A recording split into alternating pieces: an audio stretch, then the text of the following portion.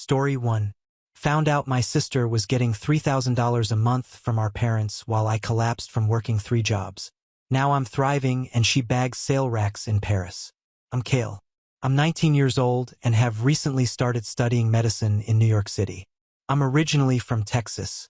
My parents live in Dallas, where my father is a surgeon at a university hospital and my mother takes care of our home. After graduating from high school, I moved to New York 4 months ago to live on my own. I worked hard and was accepted to medical school in July, inspired by my father, but I haven't been able to enjoy the traditional college experience. I wanted to make friends, join clubs, and have fun, but money was limited. My parents pay my tuition, but I am responsible for all of my other bills. Aside from classes, I've worked as a tutor, event worker, and bartender. Even with these jobs, it has been difficult to cover rent and living expenses each month. I frequently transfer jobs to accommodate my schedule and work primarily on weekends. It's been challenging both psychologically and physically. I am sleepy in class, and when I get home late, I struggle to find the motivation to study.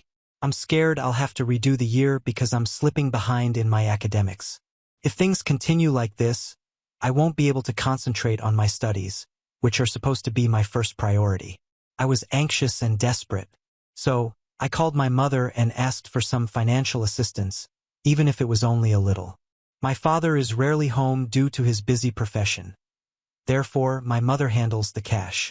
Even though my father earns a fair living, my mother stated that they did not have any extra money and that paying for my tuition was already difficult, so they were unable to send me any further money. With that response, I felt stuck. Most of my acquaintances who live alone have financial assistance from their parents, and I envy them. But I resolved to continue working hard at my career. Growing up, there were always differences between myself and my sister, Isolda.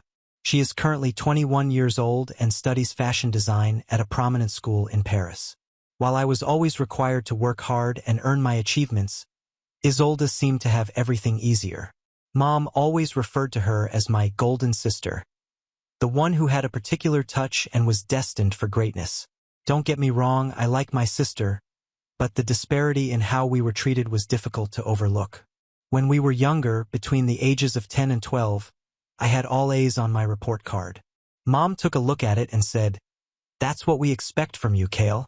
The same day, Isolda brought home largely B's with a couple of C's, and Mom threw her a modest celebration, praising her artistic mind and stating academics weren't her thing. Dad appeared uneasy with the disparity, but he never said anything about it. I hadn't studied enough for my midterm examinations, so I had to retake them. I completed the retests in August and then began my summer break. During the long break, I intended to work as many jobs as possible in order to earn the most money feasible. After the summer break, I intended to devote more time to my studies. Thus, I would cut the number of job shifts.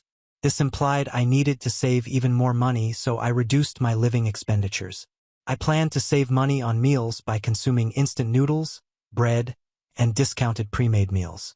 To save money on transportation, I rode my bike wherever I go. I grew up in a wealthy home, so I had never had to worry about money before. I never anticipated living in such poverty after migrating. Despite the fact that I was quite busy, I managed to communicate with a college friend via text message. I occasionally checked my sister's Instagram. Her account was filled with photos of trendy Paris cafes, fashion shows, and weekend trips to Monaco and Milan. Each photo appeared to highlight a fresh designer clothing or accessory. I tried not to be bitter, but it was difficult to see her living so lavishly while I was saving pennies for ramen noodles. One post in particular stung. It featured Isolda at a rooftop party overlooking the Eiffel Tower wearing what she described as a new Dior dress. The caption said, "Mom always knows exactly what I need. What a blessed life. Guan Paris." I stared at the message for a long time, wondering how my parents could afford to send her fancy items when they said they didn't have any money. Seeing their cheerful images made me sad, as I realized how varied life can be for students at the same university. My friends frequently invited me out, but I had to reject since I lacked the funds and time. "I'll drive. Let's go somewhere cheap." One of my classmates texted me. "Nah, I'm working every day. Plus, I'm heading back home for the holiday season, so I won't be around. I told him, "Are you sure you're okay? You always seem tired at school and I think you're working too much." My friend expressed concern. "I've got the physical stamina and I need to earn my living expenses. Let's meet up once school starts again," I told him. With that, I went to the bar where I work, but then something happened. I collapsed throughout my shift. It was a busy Friday with many customers and orders, and I felt dizzy while carrying drinks. The room spun, and the tray of beverages I was carrying felt impossibly heavy. The last thing I remember doing was reaching for the edge of the bar to steady myself. I don't remember much after that. When I awoke, I was in a hospital. The doctor informed me that I collapsed due to tiredness and starvation. I received intravenous fluids and was able to go home the following day. I quickly contacted my supervisor at the bar to apologize. My supervisor informed me that once I fainted, he called my name, but I was too out of it to answer, so he immediately phoned an ambulance. He'd also contacted my folks. "You've been taking a lot of shifts and I relied too much on that. Sorry about that. I want you to rest easy for the rest of the month," says my manager. That meant a reduction in my income. Riding the metro home from the hospital, I considered if I should take on more tutoring jobs. I felt lost. I was scheduled to work at the bar the next day, but I now got the day off. I chose to stay in bed and recuperate. Checking my phone, I discovered a message from a friend that I had missed while unconscious. I replied and explained why I had not responded before. After learning about my condition, my friend agreed to visit. He went grocery shopping and prepared pasta for me. While enjoying the dinner he had kindly made, we discussed the costs of living alone. My friend was startled when I revealed that I didn't receive any financial support from home. "That's why you've been working so hard. Your dad's a doctor. You should be getting some help." I asked Mom and she said they're barely managing with just my tuition. "Really? But you're not an only child, right? You have a sister in Paris. How is she able to afford to study abroad if money is so tight?" I paused, thinking about this for the first time. I don't know. Mom always handled Isolde's expenses separately. Said she had a special arrangement for her. No way. That doesn't make sense. I hate to say this, but maybe there's something going on that you don't know about, my buddy said. I started thinking about it. My father is a doctor and used to drive a nice car. Our house is in an elite neighborhood and I've always attended private schools. So why would Mom suddenly declare they don't have any money for me? Yet Isolde appears to be living like a princess in Paris? Something did not add up. I remembered a conversation my parents had years ago. Dad had questioned Mom about why my summer camp was canceled, but Isolde was assigned to an expensive art program in Europe. Mom had mentioned investing in Isolde's future as well as the fact that I was more practical and would want to stay at home. Dad appeared frustrated but eventually gave in, as he always did when it came to Mom's decisions about us kids. I grew worried. I quickly texted my mother, "Are you both okay?" She responded after a while, "We're fine." But I couldn't relax that night. Curiosity got the best of me. I called Isolde personally, which I rarely did because we were not very close. "Kale, what's wrong? You never call," she said, clearly astonished. "Just checking in. How's Paris treating you?" "Amazing as always. Mom just sent me the cutest Chanel bag for my birthday next month. She's always so thoughtful with her gifts." My stomach sank. "Oh, that's nice. Hey, I was wondering how you are managing financially over there. Paris must be expensive." "Oh, I don't worry about that stuff. Mom transfers me about $3,000 a month for expenses, plus extra whenever I need something special. You know how she is with me." I felt as if I had been punched. $3,000 every month, when I was told there wasn't a single dollar left over for me. I hurriedly ended the call, citing a need to study. I assumed they were merely claiming they didn't have any money to keep me from worrying or to teach me something about independence. Since I was going home for the holidays, I decided to discuss this with my parents in person.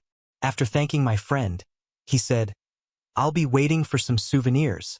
I was grateful to have such a friend. The holiday season arrived and I booked the cheapest flight back home I could find. I could only stay for one night and one day due to my work, but I was looking forward to it. When I arrived, my folks met me at the door. My father looked astonished when he saw me. "You've lost a lot of weight, really?" he said. I hadn't realized it, but I appeared to have changed significantly. My mother was also taken aback and became silent. My mother had cooked chicken wings, salad, and soup for lunch. For the first time in a long time, the three of us gathered to lunch together. As soon as we sat down, my father looked concerned and asked, "You look thinner. Are you eating properly?" I told him the truth. "Not really. It's been a while since I had such a luxurious meal." "What do you usually eat?" my father said. "Instant noodles, bread, and sometimes discounted pre-packed meals." "What about the cafeteria food?" he inquired. "The cafeteria is too expensive for me." "Is it that expensive?" he asked. "It's around $5, I said. My father seemed surprised when he heard that. "Is the money I've been sending enough for you?" I was confused and responded, "I haven't been getting any money." My father was surprised. "What do you mean?" "So, you haven't received any money for the past 4 months?" "I haven't received any." "Have you really been sending money?"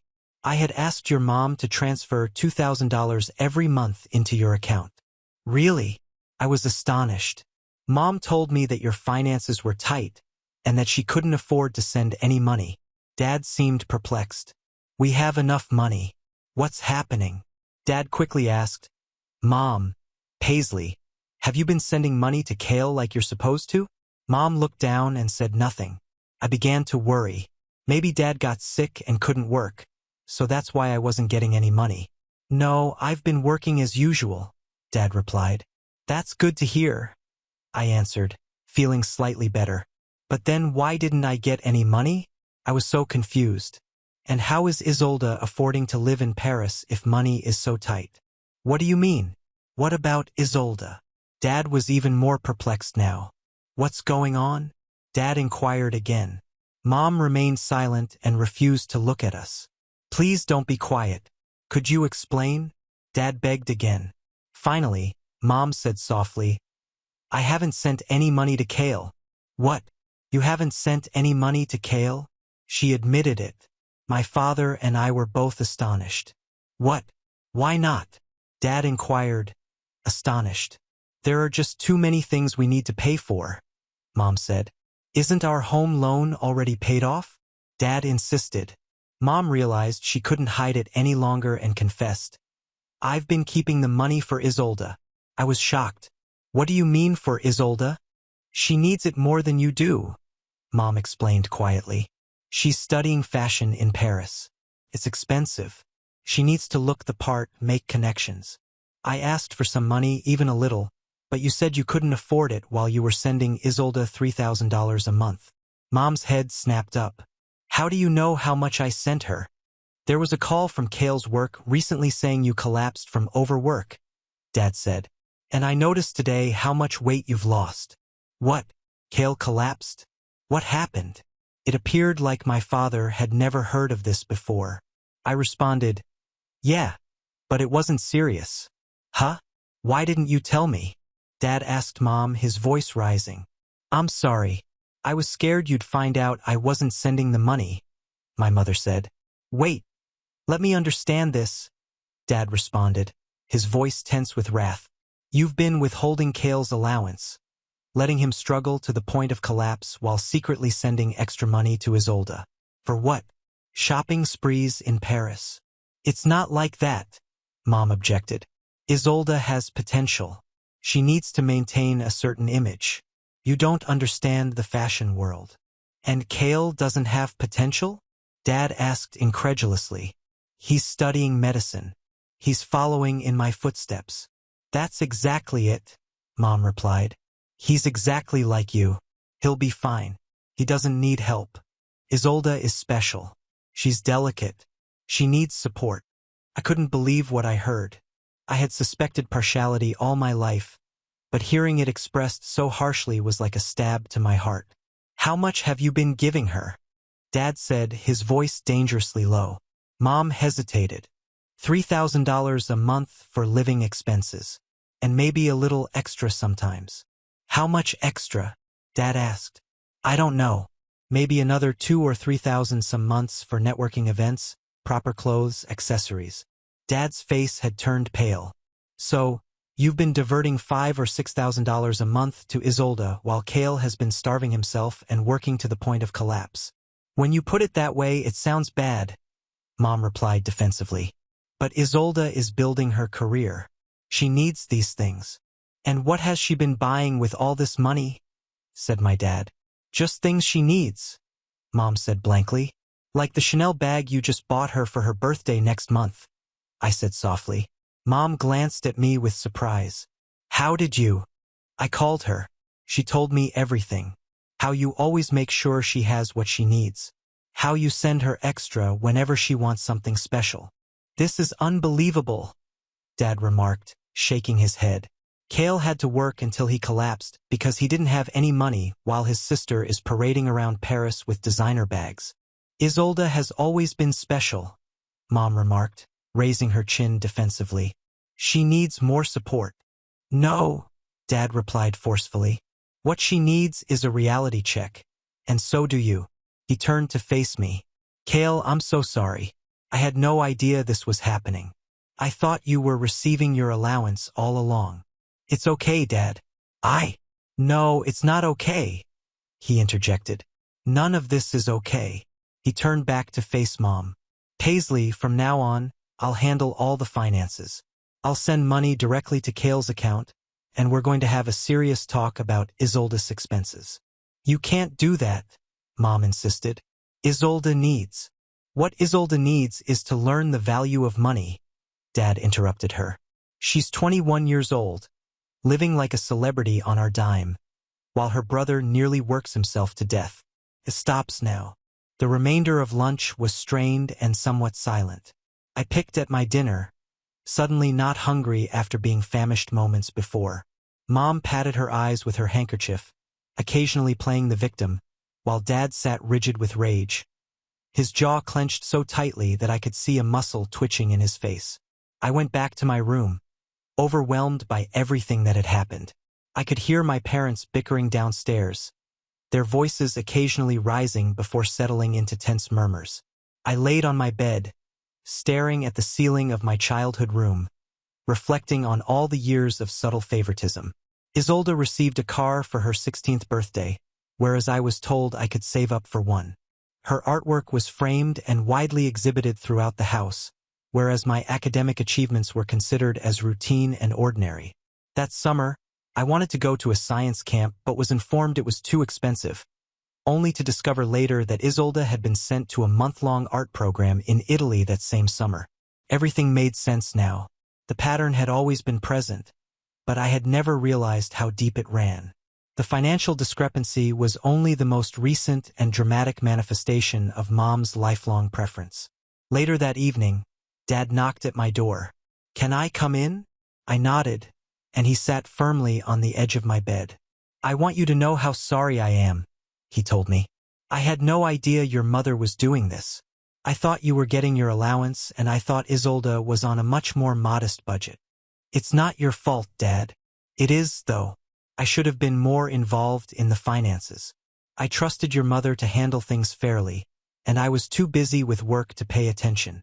He sighed heavily. "I've already called Isolde. She was upset when I told her there would be changes." "What kind of changes?" I inquired. "Her allowance is being reduced to $1,000 a month, the same amount you'll be getting from now on. Anything beyond that, she'll need to earn herself." "She's not going to like that?" I murmured, reflecting on my sister's lifestyle. "No, she's not. But it's long overdue," he said hesitantly. "There's something else you should know. Your mother, she hasn't just been favoring Isolde with money. She's been putting money aside for her future, too. Money that was supposed to be split between both of you." "What do you mean?" "We have a family trust that's supposed to be divided equally between you and your sister when you both turn 25. Your mother has been diverting funds from it to set up a separate account in Isolde's name." I felt nauseous. "How much?" "About $300,000 so far." I couldn't even understand the number. It was more money than I had imagined. I frozen that account and initiated the process to return those funds to the family trust, my dad said. It will take some legal work, but it's the right thing to do. He ran his fingers through his graying hair and appeared older than I'd ever seen him. I keep thinking about how you collapsed at work, how you've been struggling all this time while I thought you were fine, while your mother let me believe you were fine. I didn't want to worry you, I explained. That's not your job, son. My job is to worry about you, to take care of you. His voice cracked slightly. And I failed at that. You didn't know, Dad. I should have known. I should have asked more questions, been more involved. He straightened his shoulders. But that changes now. From now on, I'm going to be much more present in your life and Isolde's. And I'm going to make sure things are fair between you two. That night, Isolde called me furious. What did you say to Dad? She questioned without explanation. The truth, I answered simply. That I've been working multiple jobs and still can barely afford to eat while you've been getting thousands of dollars a month. That's different, she exclaimed. I need that money. Do you have any idea how expensive it is to live in Paris, to dress appropriately for fashion school? Do you have any idea what it's like to collapse from exhaustion because you're working so many jobs you don't have time to eat or sleep properly? There was a pause. Is that really what happened? Yes, Isolde, that's really what happened. While you were buying Chanel bags, I was working 60-hour weeks on top of medical school and living on ramen noodles. Another prolonged delay. I didn't know. Would it have mattered if you did? She did not respond to that.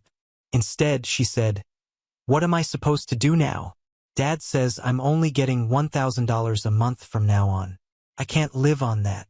Welcome to the real world, I remarked without showing pity.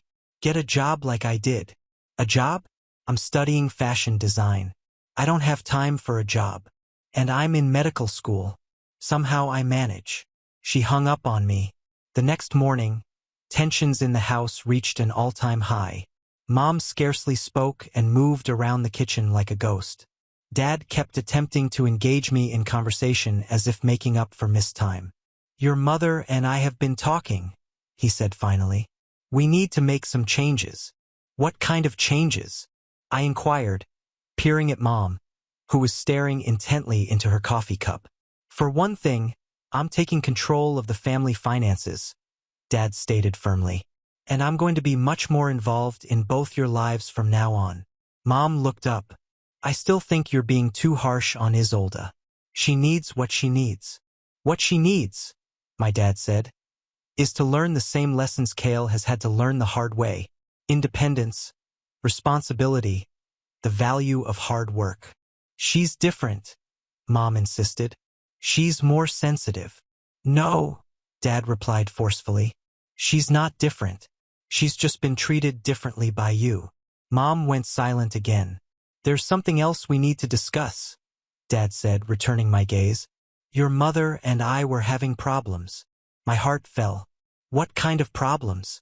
This situation with the money, it brought to light some deeper issues. Your mother's favoritism toward Isolde has been going on for years, and I've allowed it. I didn't realize how extreme it had become. What are you saying? I inquired, even though I already knew. We're going to try counseling, Dad explained. But I want to be honest with you. I'm not sure our marriage can recover from this. The trust is broken. Mom looked up, her eyes becoming angry. You're blaming me for all of this? For wanting to give our daughter the best chance at success. I'm blaming you for lying to me, for stealing from our son, and for potentially emptying our retirement accounts to fund our daughter's shopping addiction, Dad said evenly. Yes. I traveled back to New York the next day, my brain reeling from what had happened. Dad had placed $5,000 back into my account to pay for the allowance I should have received, and he promised to make regular monthly contributions from now on. Focus on your studies, he advised me at the airport.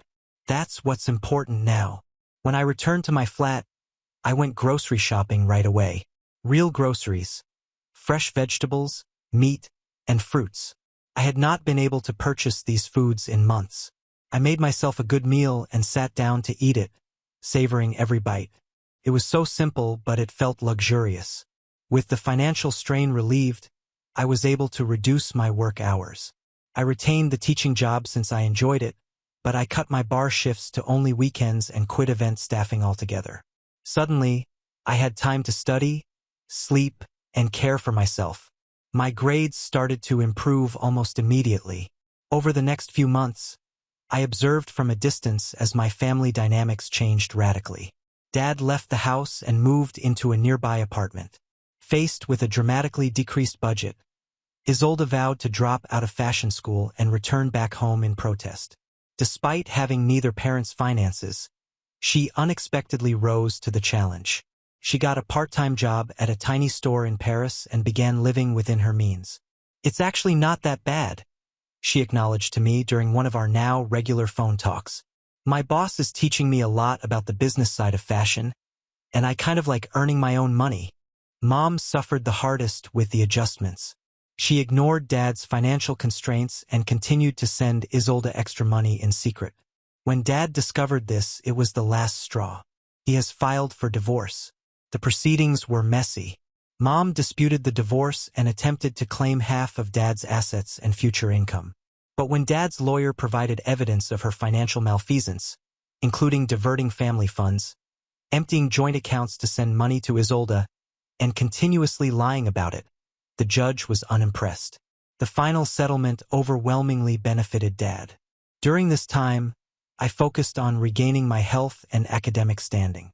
With good nourishment and relaxation, I regained the weight I had lost and felt my energy returning.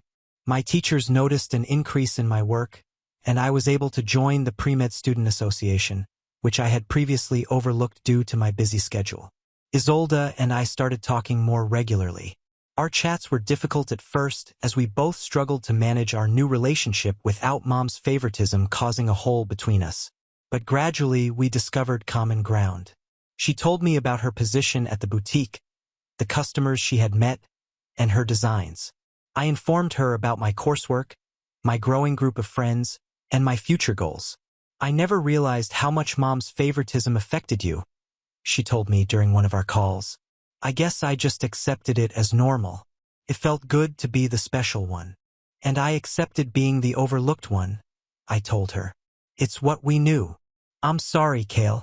I should have seen it. We were both kids, Liz. It wasn't our responsibility to see it." 1 year later, I am doing well in medical school. With the financial pressure gone, I've been able to reduce my job hours and concentrate on my academics. My grades have improved and I've joined a few clubs, making new acquaintances. Dad has settled into his new life as a bachelor and appears happier than I have seen him in years. He comes to see me in New York every few months, and we've become closer than ever before. During his last visit, we talked for hours about his medical career, my studies, and our mutual love of science. "When you were growing up, there never seemed to be enough time for conversations," I was told. "But I'm even more proud of the person you're becoming." Isolde has undergone arguably the most unexpected shift. After first resenting the financial constraints, she has embraced her independence. She's still in fashion school, but she also works at the boutique, which has served as a good apprenticeship. She is currently designing her own little line, learning how to produce lovely things on a budget. We communicate frequently, and for the first time, I feel as if I have a genuine relationship with my sister.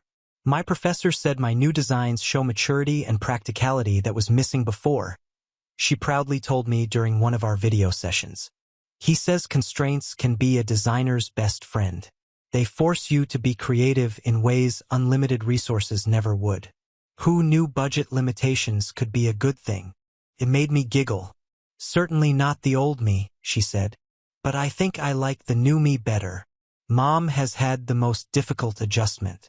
The divorce left her with less than she planned, and she has had to relocate from our family home to a small condominium.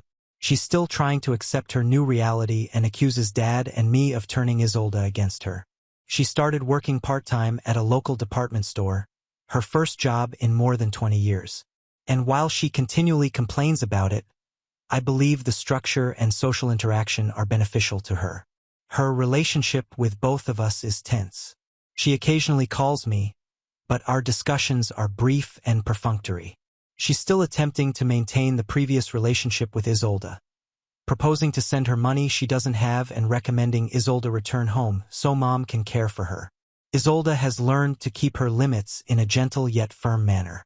During one of our video chats last week, Isolde showed me some of her most recent designs, which were lovely minimalist items that appeared costly but were made of low-cost materials. "I never would have learned to do this if I still had unlimited funds," she told me. "Constraints breed creativity, I guess." "You're really good at this," I told her, sincerely impressed. She smiled. "Thanks.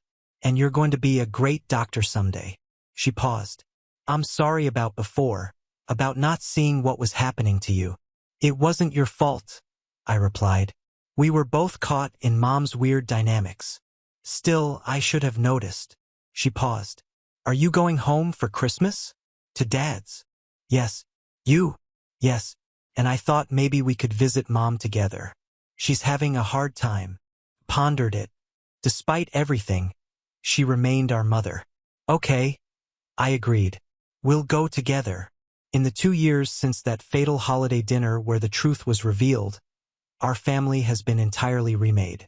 The changes haven't been easy, but I believe they were necessary. Dad is happier and more involved as a parent. Isolde has discovered her inner strength and inventiveness. I found my footing in medical school and I'm excelling intellectually and socially. Mom is still adjusting. Perhaps she always will be. However, our family's connections are now built on honesty rather than manipulation and favoritism.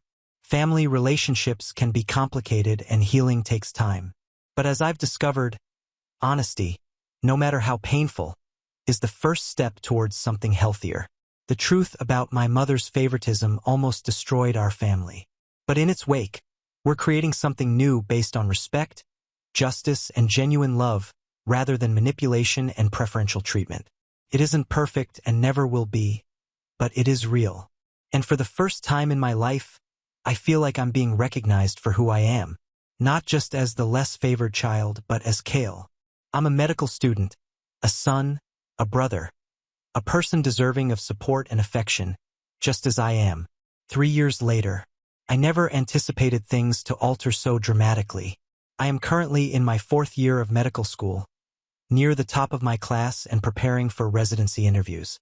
Dad has been my support throughout, calling weekly to check in and flying to New York for each major milestone. Last month, Isolde astonished everyone by launching her own independent fashion line in Paris.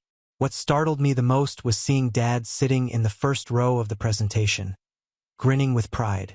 After years of being Mom's project, she and Dad have established their own relationship. Her basic, functional, yet exquisite designs have caught the attention of various stores. She is making it on her own terms without the support of her family. As for Mom, the trip has not been easy. The divorce humbled her in ways neither of us imagined. Something changed last year when her department store elevated her to assistant manager. She called me one night sobbing. "I'm proud of you, Kale," she said. Words I'd waited my entire life to hear from her. I was wrong. So wrong. Our relationship is still complicated, but we're working on it. She is currently in treatment, trying to figure out why she had such strong feelings for Isolde. Apparently, it derives from her youth as the overlooked sibling. She is finally learning to see both of her children clearly. The most unexpected event occurred 6 months ago when Dad met Marin, a pediatric nurse at his hospital. It's been wonderful to see him fall in love again at the age of 52. When he called to say he was proposing, I was overjoyed for him. This will be our first Christmas together as a family with Dad and Marin. Isolde traveling in from Paris? Mom, yes, she is invited, and myself. It will not be ideal. Family never is. But it will be honest. Sometimes I think of the collapse that started it all. How something so horrible helped to heal our family's deep scars. I would never wish that experience on anyone, but I don't regret where it took us. Sometimes you have to fully disassemble something before you can reconstruct it. Now on to the next story. Story 2.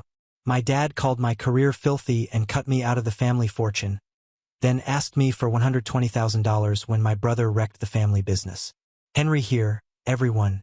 I manage a pet care chain in New York and I'm 30. The employment is secure and pays well. My residence, car, and small sunny workplace allow me to work late into the evening. Someone could believe I'm lucky. Proud, loving family is behind me. But no family. Maybe the one I left exactly a year ago. I recall standing in a huge family gathering and saying, I don't belong here anymore. It wasn't an easy decision. When you're at the edge of quiet and disappointment, you must choose. Keep going or break the pattern.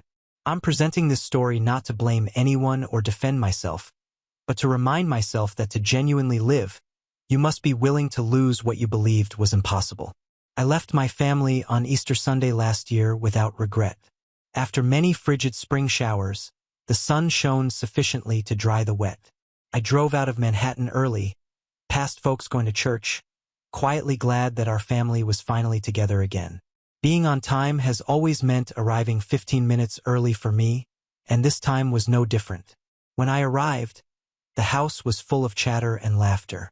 It was more crowded than previous holidays with relatives from near and far, many of whom I recognized by face, but not by name.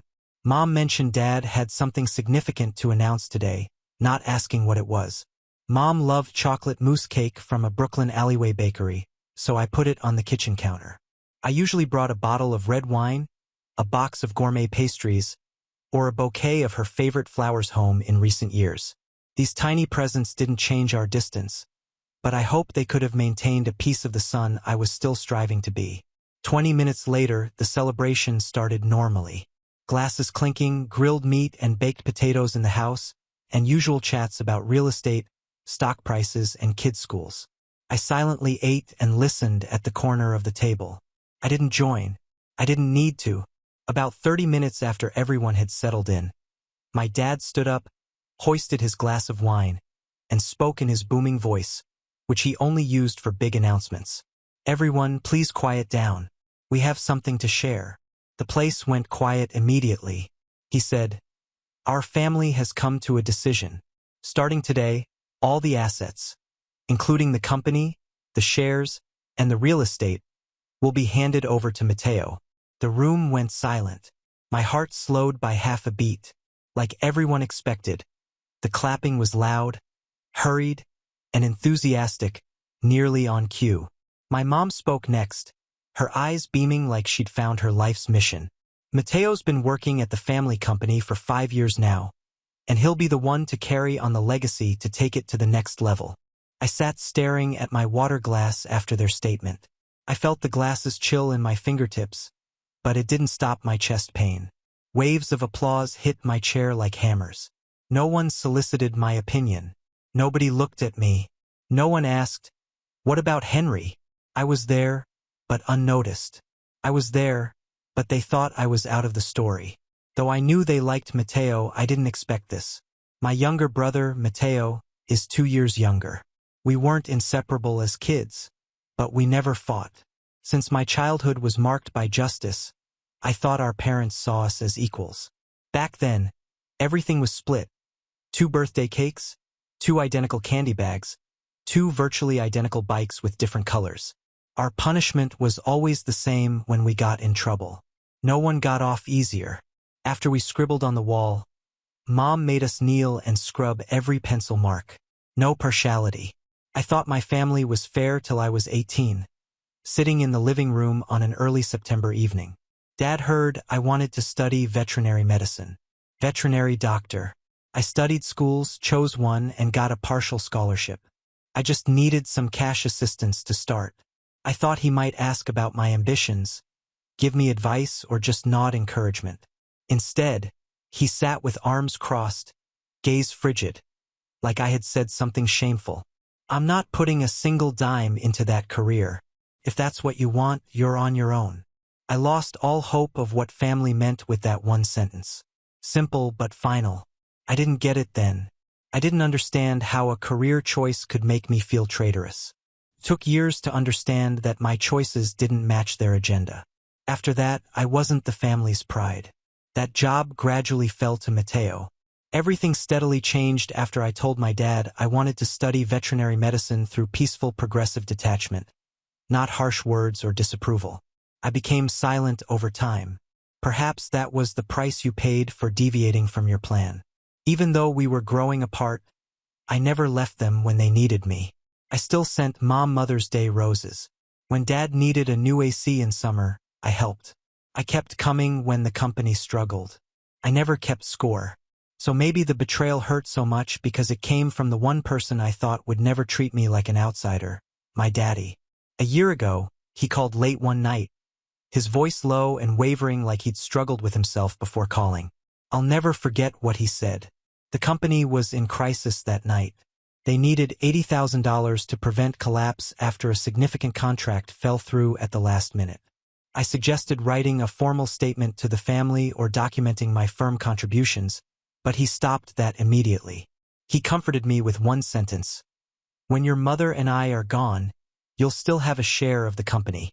This is family business, after all. At that point, I asked for nothing else. I wired $80,000 to the company account the next morning. My father's quiet comments after a long phone pause were the only contract. When your mother and I are gone, you'll still have a share of the company. This is family business. And I nodded. He stressed family, which I foolishly thought. But now I think I should have requested a signed agreement.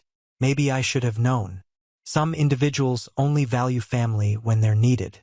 At Easter last year, when my father announced that Mateo would inherit everything, I didn't stay quiet like I had so many times. My voice was clear and firm. What about me? The question rang out as the wine glasses hovered. The room plunged into awkward silence. Some individuals stared at me as if they realized I'd been there all along. I heard whispers across the room. That's right. What about Henry? He's Mateo's older brother. As tension grew like a fog, my mother intervened with her usual kind manner, trying to make something cruel appear acceptable. Henry, you already have a career, a house, a car. But Mateo, he has nothing. After she finished, I looked her in the eyes. I spoke softly, yet each syllable hit hard like stones. That career, I built it with my own hands.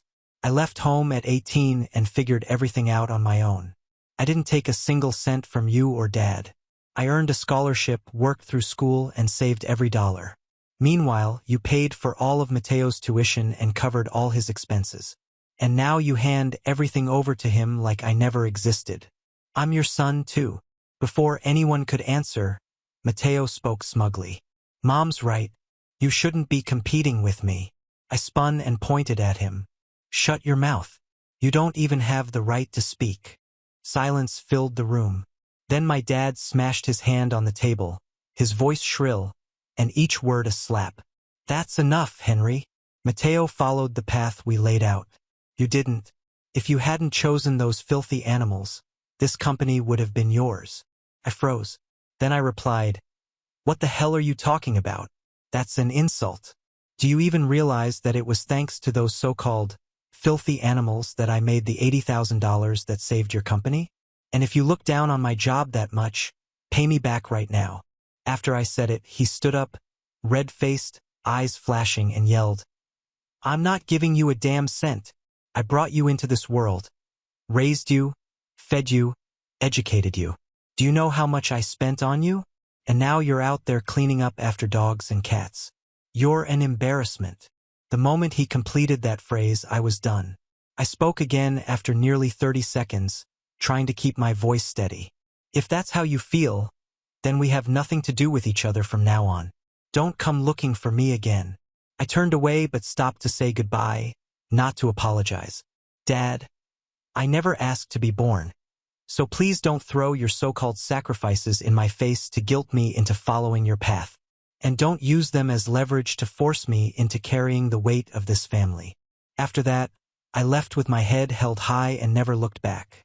That night, I returned to my place before 9. I immediately went to the bathroom. I blast-started the water. It was necessary to wipe away the hatred, injustice, and hurt from that evening. Nearly 20 minutes passed before I left. I felt lighter and my mind less weighty, but that calm emptiness stayed. I brewed a steaming black coffee to stay awake. As I sat calmly by the window that night, I thought about the day I turned 18 and left home with only an old suitcase, a few pieces of clothing, and the money I'd saved. Despite working part-time, I struggled to afford living expenditures. My parents never asked if I was okay over those years. My first 2 years following graduating were spent in a modest studio apartment. I cut costs every month to pay school loans. Then something unexpected happened in my 3rd year. A peaceful Sunday afternoon. I had no plans or shifts that day. I had a funny idea. Why not make a pet care video? So I did. I used books and shoe boxes as a tripod, propped up my phone, and spoke like a friend. After finishing, I submitted the video on Facebook and YouTube. I did it for pleasure without expectations. If someone found it, great. If not, no problem. Within 2 days, it became viral. Within 48 hours, platforms had nearly 3 million views. I was stunned. I refreshed the page believing it was a glitch. When the comments and messages started coming in, I realized people needed what I had to say. I made additional vids. My initial thought was to impart knowledge. I got my first $2,000 from ads and sponsorships. A month later, I stared at that number on my screen for a long time, surprised, anxious, and wondering if I was dreaming. But the number grew. 9 months later, I had 1 million YouTube subscribers. I had over 2 million followers across all platforms in just 1 year. Then pet care brands reached out. They wanted to collaborate, sponsor videos, and offer me goods to review. I understood this wasn't a hobby anymore. It was something more. Finally, with crowd support, I opened my own pet care store.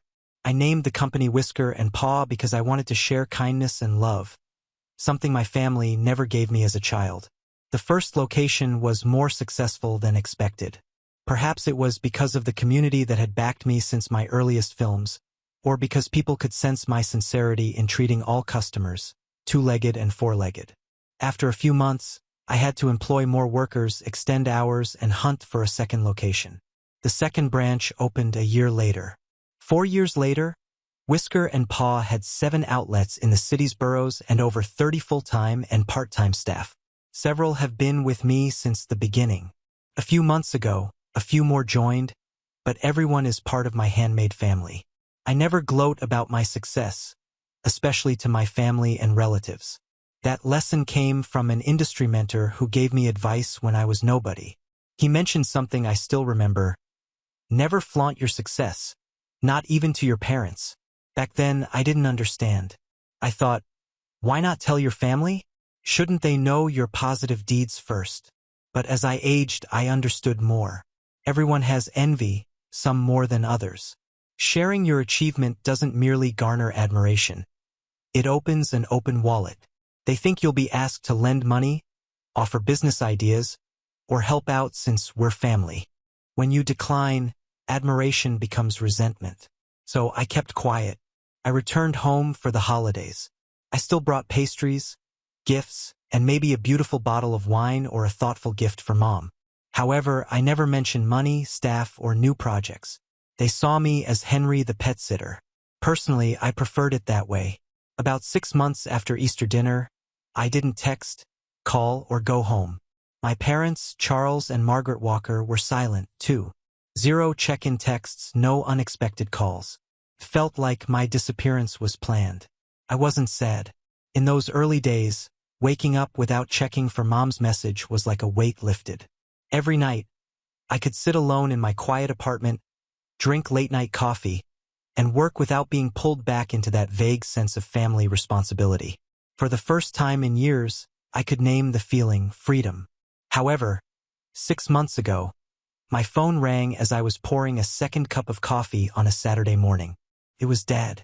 His name appeared on the screen and I froze in the kitchen. I held the half-full coffee cup with my thumb over the decline button, but I didn't touch it. I briefly considered the possibility that they'd altered. Imagine a call to apologize. I don't know why I believed that. Maybe I still wanted to believe they'd thought about everything after that night. Maybe I still had a tiny bit of hope. A few rings later, I replied. My father's voice was immediate. No small talk or hesitation. He adds, Henry, the company's in serious trouble. Mateo signed the wrong contract. Now we're looking at $120,000 in damages. Can you help us? For the family's reputation? For the Walker name? Without thinking, I said, $80,000 was more than enough, Dad. If you want my help, start by paying that back. The other end was silent. He looked furious or disappointed, but I didn't care. I said before he could respond, and if the only thing you're trying to save is the family name, let me remind you that name never once stood up for me. I let them figure out the $120,000 mess after hanging up. After rejecting my father on the phone the day before, I figured they'd leave me alone. I misjudged them. Next morning, my doorbell rang loudly, rapidly, and insistently past 7 a.m. No courtesy or hesitation. Pushy, demanding, like someone was forcing me out. I hesitated when I opened the door. Mateo and my parents stood there. I didn't invite them. I fully blocked the entrance at the threshold, signaling this is no longer our shared place. I knew why they were there, so I said it clearly but calmly. If you're here for $120,000, turn around. I'm not helping. My words resonated clearly along the quiet hallway despite my low voice. After I finished, my mom retreated.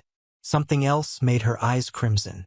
Not tears, maybe stress, maybe disappointment, maybe rage. With nowhere to go, she spoke next, attempting to sound gentle but tight. Henry, you have a whole chain of pet care stores. $120,000 isn't that much to you. I'm begging you. If you don't help, the company will collapse. Our family will lose everything. Mateo moved a half step forward. My eyes were ignored. I'd never heard his voice so quiet. Henry, please, just this once. I know I messed up. I know I ruined everything. I remained silent. I let them speak. I didn't interrupt. My head didn't tremble. I stared at them, grasping the door frame like my boundaries would come apart if I let go. After some pause, I replied slowly and clearly, "Leave before I call the police." My father's face hardened instantaneously. My mother opened her mouth to say more, but I stopped her. I repeated it louder to avoid confusion. I have nothing to do with any of you anymore. You all have to live with the consequences of your choices, your favoritism, your silence. Mateo, too. If the company collapses, that's not a tragedy.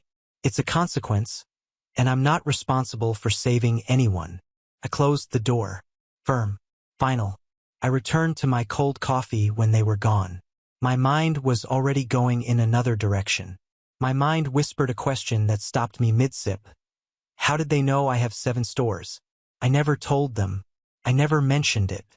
I always kept my distance. Even at rare family meetings before everything fell apart, I never mentioned my business size or earnings. They didn't follow me on LinkedIn or Instagram. Then I realized YouTube. One thing I couldn't hide. I still post pet care videos there. Gentle, meaningful clips about my profession and animal love. Someone they knew may have sent them a link. Maybe they found it themselves. That sent a shudder down my spine, not because I feared discovery. I knew what they became when they sensed an opportunity to exploit. I acted immediately. I unlocked my phone's message screen and typed each phrase clearly. The sentences were like door knocks.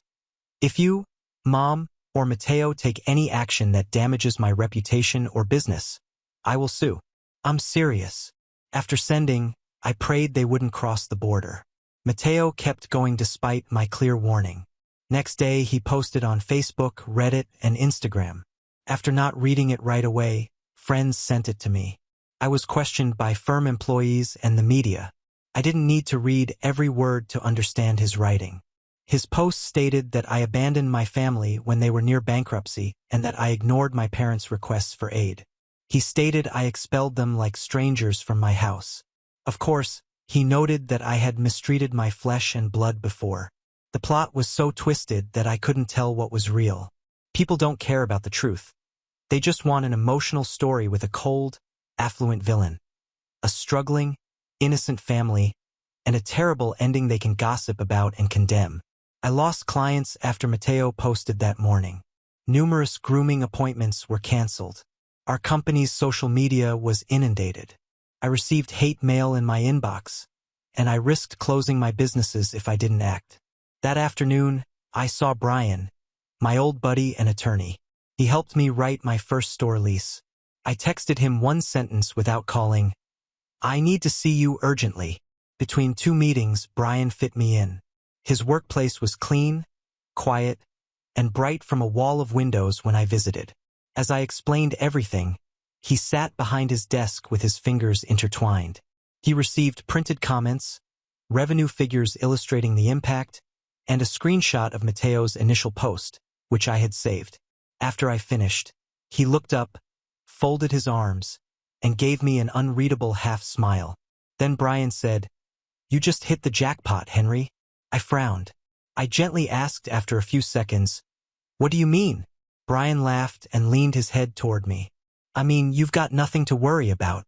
Everything Mateo's done, the post, the damage to your business and your personal and brand reputation, adds up to a solid civil case.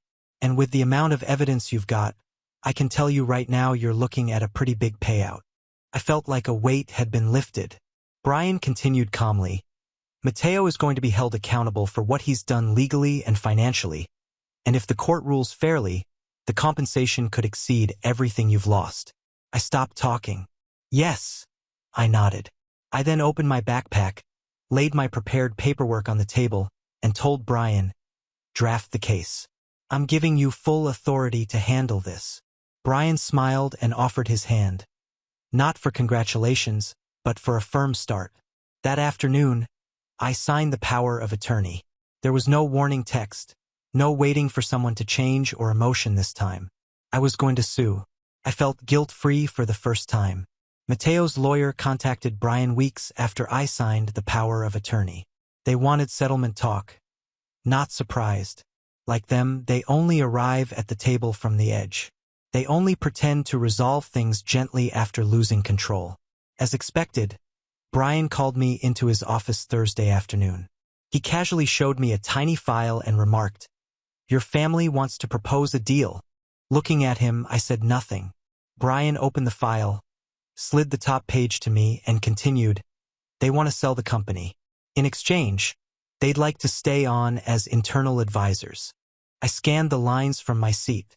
Nothing was technically wrong. Nothing was illogical.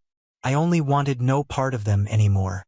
I looked up, my voice calm and clear, not sour, like someone done with needless concessions.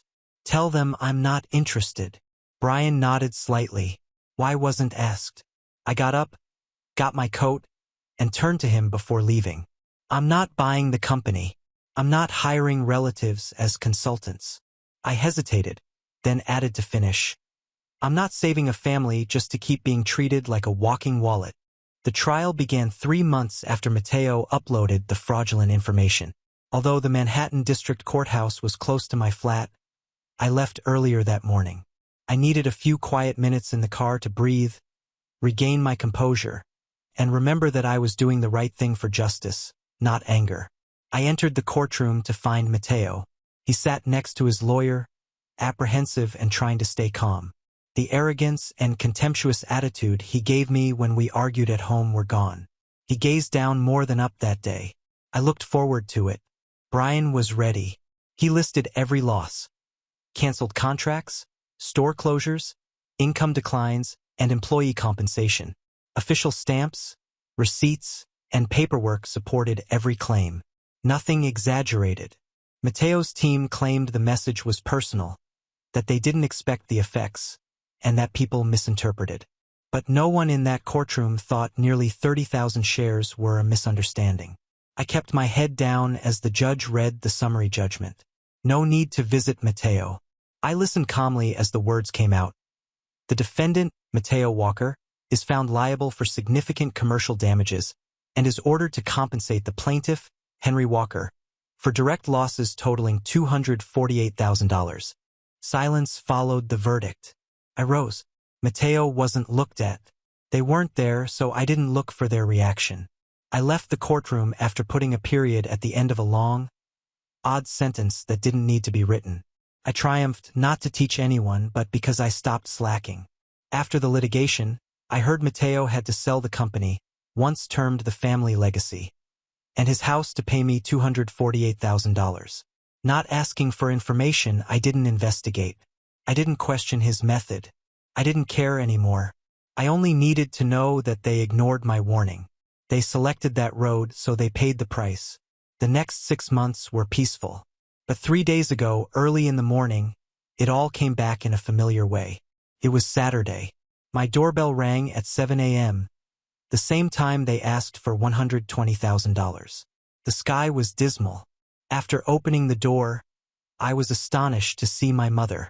Her eyes were crimson, face sunken, hand grasping her bag strap like it was the only thing preventing her from breaking apart. First, she was silent. Her voice was tiny and husky as she said, "Your father. He's in the hospital. Serious this time. The treatment is estimated to cost close to $20,000. I know I was wrong. But please, just this once, help me." I stood still. I wasn't angry then. My pity was absent. Just a sense of emptiness in my chest. One I'd experienced too often when I realized I was in the same circle again. I lingered on her. I whispered, more like an exhalation. "To me, my parents died the day both of you let Mateo destroy my career and said nothing. And I don't give money to the dead." She froze. I didn't weep. No more pleading. Standing there with twitching lips, she seemed to want to say something but couldn't. I didn't delay. I breathed deeply and said clearly, "Ask your heir." I carefully closed the door to let her know it wouldn't open again. Some of you may believe I'm nasty, cold-hearted, or unforgiving by now. If that's what you're thinking, don't judge me right away. In fact, I went to the hospital that afternoon after my mother left. I avoided my father's room. I didn't stand by the window like in the movies. I called the information desk with his name and requested an update. I went there to confirm her truthfulness. Indeed, she was right. My father was hospitalized and his treatment cost about $20,000. My documents were in front of me. I nearly took out my credit card. However, my mind immediately returned to Easter 1 year earlier when they lifted their glasses, publicly handed everything over to Mateo, and implored me to understand. I called a couple of people the next morning, still confused from the day before. I checked with real estate contacts that my parents owned their house. It wasn't mortgaged. It wasn't transferred. It's worth about $400,000. They may readily sell such assets to pay medical expenditures. I didn't pay hospital expenses. I wrote my mother one message. "You still have the house. Sell it to pay for Dad's treatment." She didn't reply. She may have hesitated out of attachment or because that house was always meant for Mateo. Maybe she couldn't believe I wouldn't intervene again. No matter her excuse, I don't care. They decide whether to sell or keep it. I've made my own decision. I won't return. After everything, I don't expect anything from my family. I still believe in family. Now, I know family isn't always where you're born. Sometimes you choose to belong. I thought they'd appreciate my effort and sacrifice if I tried hard enough. However, some people only appreciate what you've given when you're done. I don't want this story to anger or sadden anyone. I'm posting it because I think someone is listening. Someone is in my shoes, expected to carry, expected to comprehend. Only because they did better are they expected to constantly be strong. I'll say one thing to you, you're not horrible for declining. You're not selfish for refusing repeated abuse. Sometimes kindness needs limits.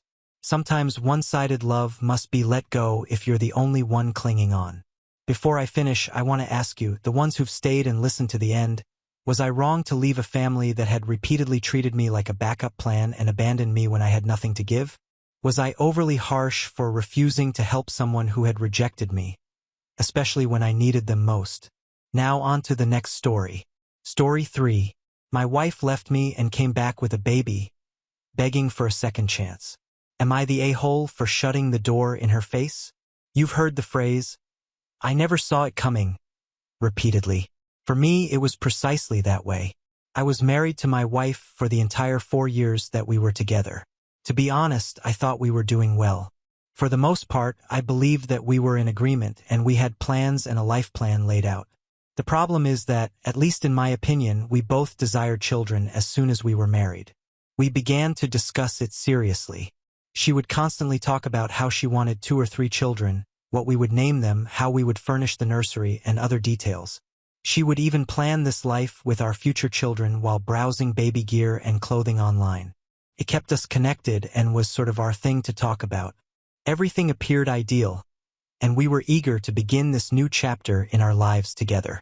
However, we received some terrible news that left me speechless. We visited a doctor to find out what was wrong after a few months of trying to conceive. To cut a long story short, it was me. The doctor essentially informed us that our chances of naturally becoming parents were very limited because my count was much too low. Felt like a stomach punch. All those plans we had suddenly disappeared, and I felt worthless. I was really hit hard by the news. I ended up, for a while, in a fairly awful position. I was a complete disaster at first, but therapy ultimately helped. At first, she seemed to be rather supportive, stating that she would be content with just the two of us and that it didn't matter. However, there was something strange about the way she said it right from the start. She seems to have dropped it far too soon. She was talking about having a family 1 minute, and then she was claiming that she didn't need children to be happy. Don't get me wrong, I understand that individuals have second thoughts, but her entire demeanor seemed strange to me. She had stopped thinking about baby names and was now completely avoiding any conversation about children. Furthermore, it seemed as though she began to view me in a different light. She would suddenly start making little jabs at me that she had never said before, like how I wasn't taking care of myself, or that perhaps I should work out or do more around the house. Indeed, I may have gained a few pounds, but it seemed like she was constantly looking for reasons to accuse me. She would dismiss it when I questioned her about the abrupt shift in attitude. She would claim that I was being unduly sensitive and that I was only dreaming, but I was aware of a problem. It was different with the lady I married, the one who would spend hours sitting with me discussing our future. She wasn't particularly cruel, but there was a certain coldness about her, as if she had already mentally checked out and was merely following the rules. I suppose that as time went on, I began to trust her when she assured me that everything was okay. In order to avoid coming out as needy or insecure, I quit pressing. In any case, after a few years, we were only getting by. We had gotten into a rut where we hardly discussed anything important. We seemed more like housemates than husband and wife. She would always dismiss my attempts to discuss other choices, such as adoption or surrogacy, by stating that she didn't want to consider them. "I'm happy as long as we're together," she would remark, but I never really understood. She seemed more concerned with persuading herself than I was. She suddenly tells me that she wants to go on a girls' trip. She had gone on a few excursions with her friends before, and I had always encouraged her to do so, so it wasn't strange for her to do so now. She had been talking for a time about wanting to travel to America with her pals, and we lived in Brighton. We had developed this trust over the years, so I didn't give it a second thought. I therefore made sure she had everything she needed, assisted her with packing, and drove her to the airport. I recall her final words before she departed. "Thank you for being so supportive," she added, turning to face me. She sounded so sincere that I dismissed it as her simply expressing gratitude, even though I found it a little strange that she would say that. It's not like I'd done anything really noteworthy. I remained up that night to make sure things went well by calling her when she landed. I kept myself occupied around the house, watching TV, keeping an eye on the time, and waited for her to text me to let me know that she had landed.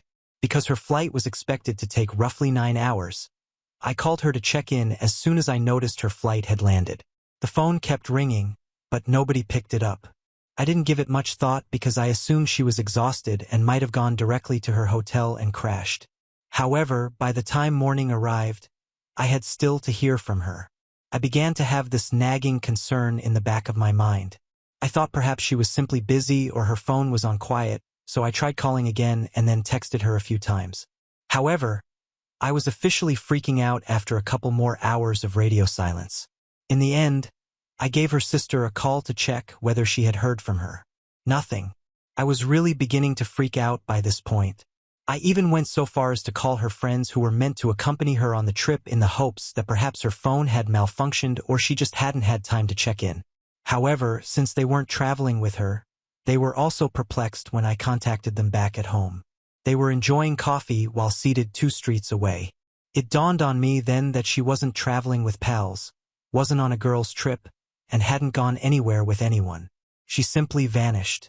It seemed as though my stomach had fallen through the floor as I sat there with the phone.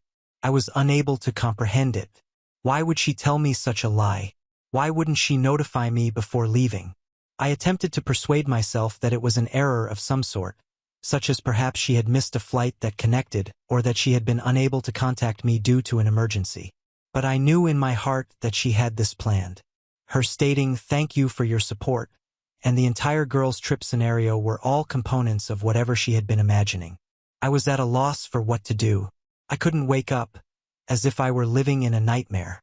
I didn't marry this woman. I didn't even recognize this person. The coldness, the way she had stopped discussing our future, and those small digs about my appearance and health all began to make sense.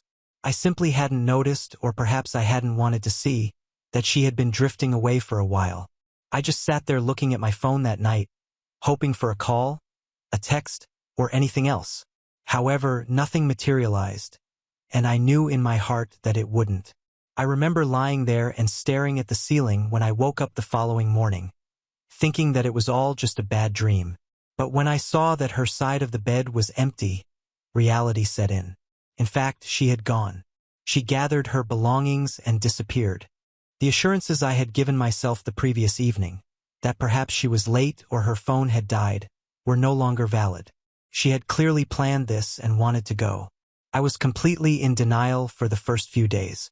I would keep ringing her phone in the hopes of hearing her voice and perhaps receiving an explanation. I even left messages. I kept leaving them in the hopes that she would understand, even though I was half the time at a loss for words. However, I only received quiet, which strangely made things worse. I felt as like I had been a stranger to her the entire time and had been left to work it out on my own without any clue as to what went wrong. Her family was initially just as surprised as I was. They hadn't heard from her, and her mother didn't know anything about her plans. In the end, I visited there more times than I could remember in order to speak with her mother and get answers. They must have felt sorry for me. When I couldn't bring myself to cook, her mom would prepare meals for me and occasionally let me stay there. She would sit there while I talked about all the tiny things that didn't make sense, attempting to figure out how my life had suddenly become so complicated. To be honest, there were times when I was too numb to speak and just sat there in silence. I oscillated between rage, despair, and remorse. I would constantly ask myself, what went wrong? Was there a sign I missed? Was I not paying enough attention to her? On certain days, I would review all of our arguments and conversations in an attempt to determine what caused her to leave. I kept thinking about what I could have done better and how I could have preserved our marriage. I realize this seems dramatic, but I was completely fixated on finding the solution, as if it would somehow make everything better. I hardly slept or ate, and my work also began to suffer. People would notice and inquire about my well-being, to which I would just respond that I was occupied with personal matters. Declaring aloud that my wife had abandoned me without saying a word was embarrassing. I eventually told a few close friends, and they tried their best to divert my attention by bringing me out to hang out and encouraging me to move on. However, I would still worry about her even when I was with them, wondering where she was and why I wasn't enough to keep her. The incessant inquiries from strangers, neighbors, relatives, acquaintances, and even former coworkers who had heard I was married were among the worst aspects. "How's married life treating you? And how's your wife?" are the questions they would pose. It was always like pulling off a new scab. I would just smile and tell them that everything was good because I lacked the courage to tell them that she had left. But every time I uttered that lie, it seemed more weighty. The only thing that worked in the end was therapy. Although I had never gone before, I realized I couldn't manage it alone after a few months of hardly functioning. I thus located a therapist and began attending once a week. It was beneficial to speak with a neutral person who was unfamiliar with her, me, or any of our baggage. I would express my rage, betrayal, and the void she had left in my life. I would talk endlessly about the restless evenings and how I would lie awake repeatedly reliving everything. The therapist assisted me in realizing that she chose to leave and it was her decision, not mine, and that there was no magical moment that would have kept her here. It was a difficult pill to take. I thought for a long time that I was flawed in some manner, which was why she had left me. But gradually, I began to view things differently. I chose to overlook her long-standing coldness and distance, assuming that things would improve on their own. I persuaded myself that I could maintain my composure and that our marriage could be saved by my own efforts alone. The realization that it wasn't hurt. As time passed, I began to restore my life in tiny increments.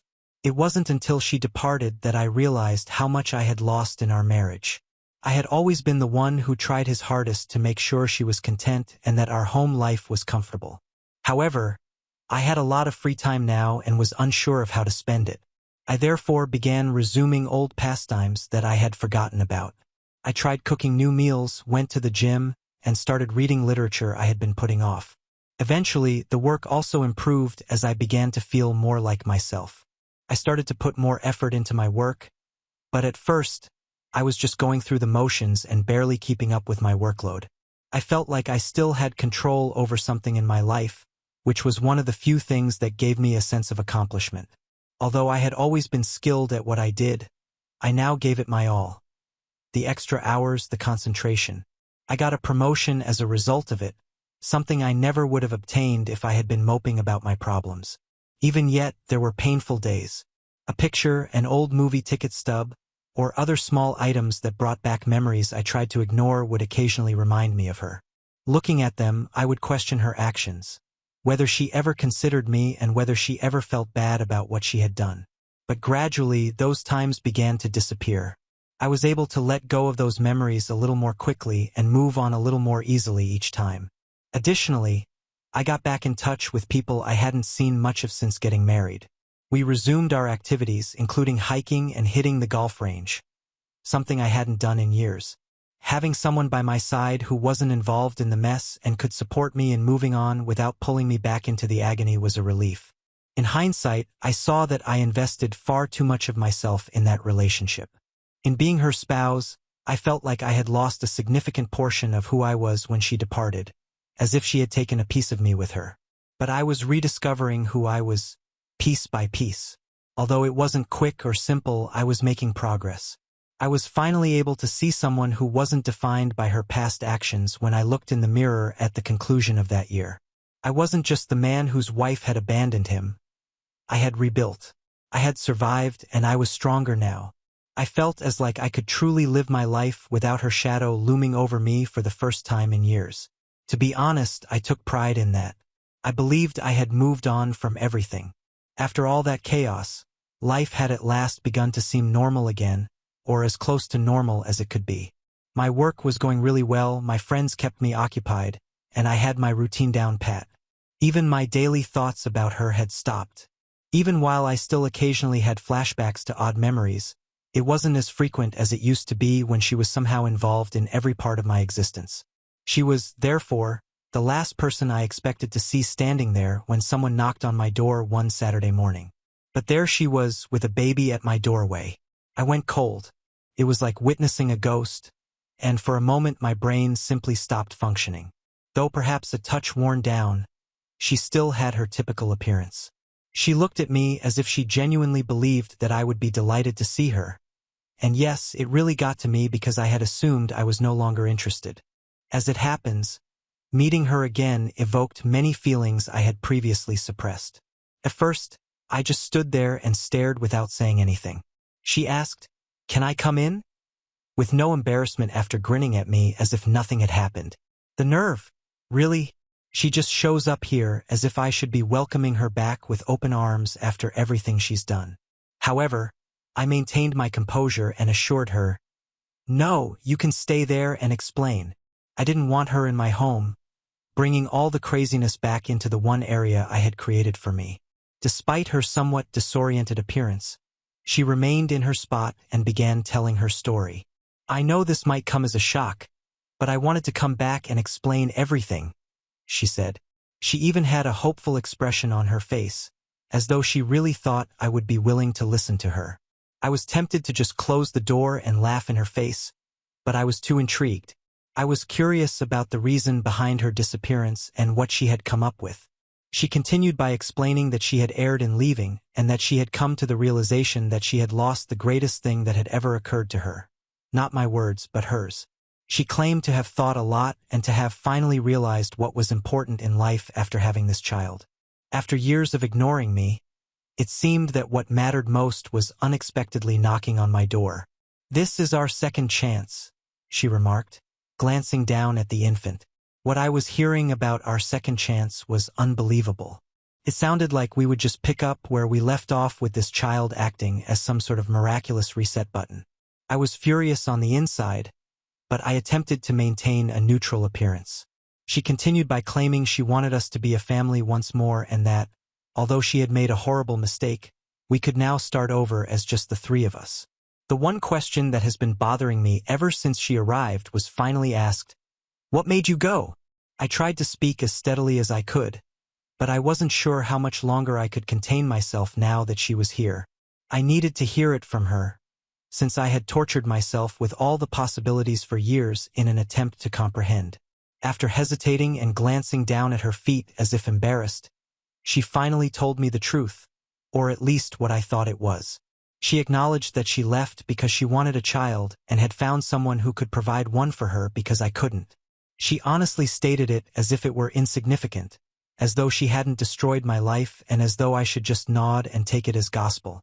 She clarified that although the man she had left for didn't stay, she had already given birth and knew she wanted me back by that point.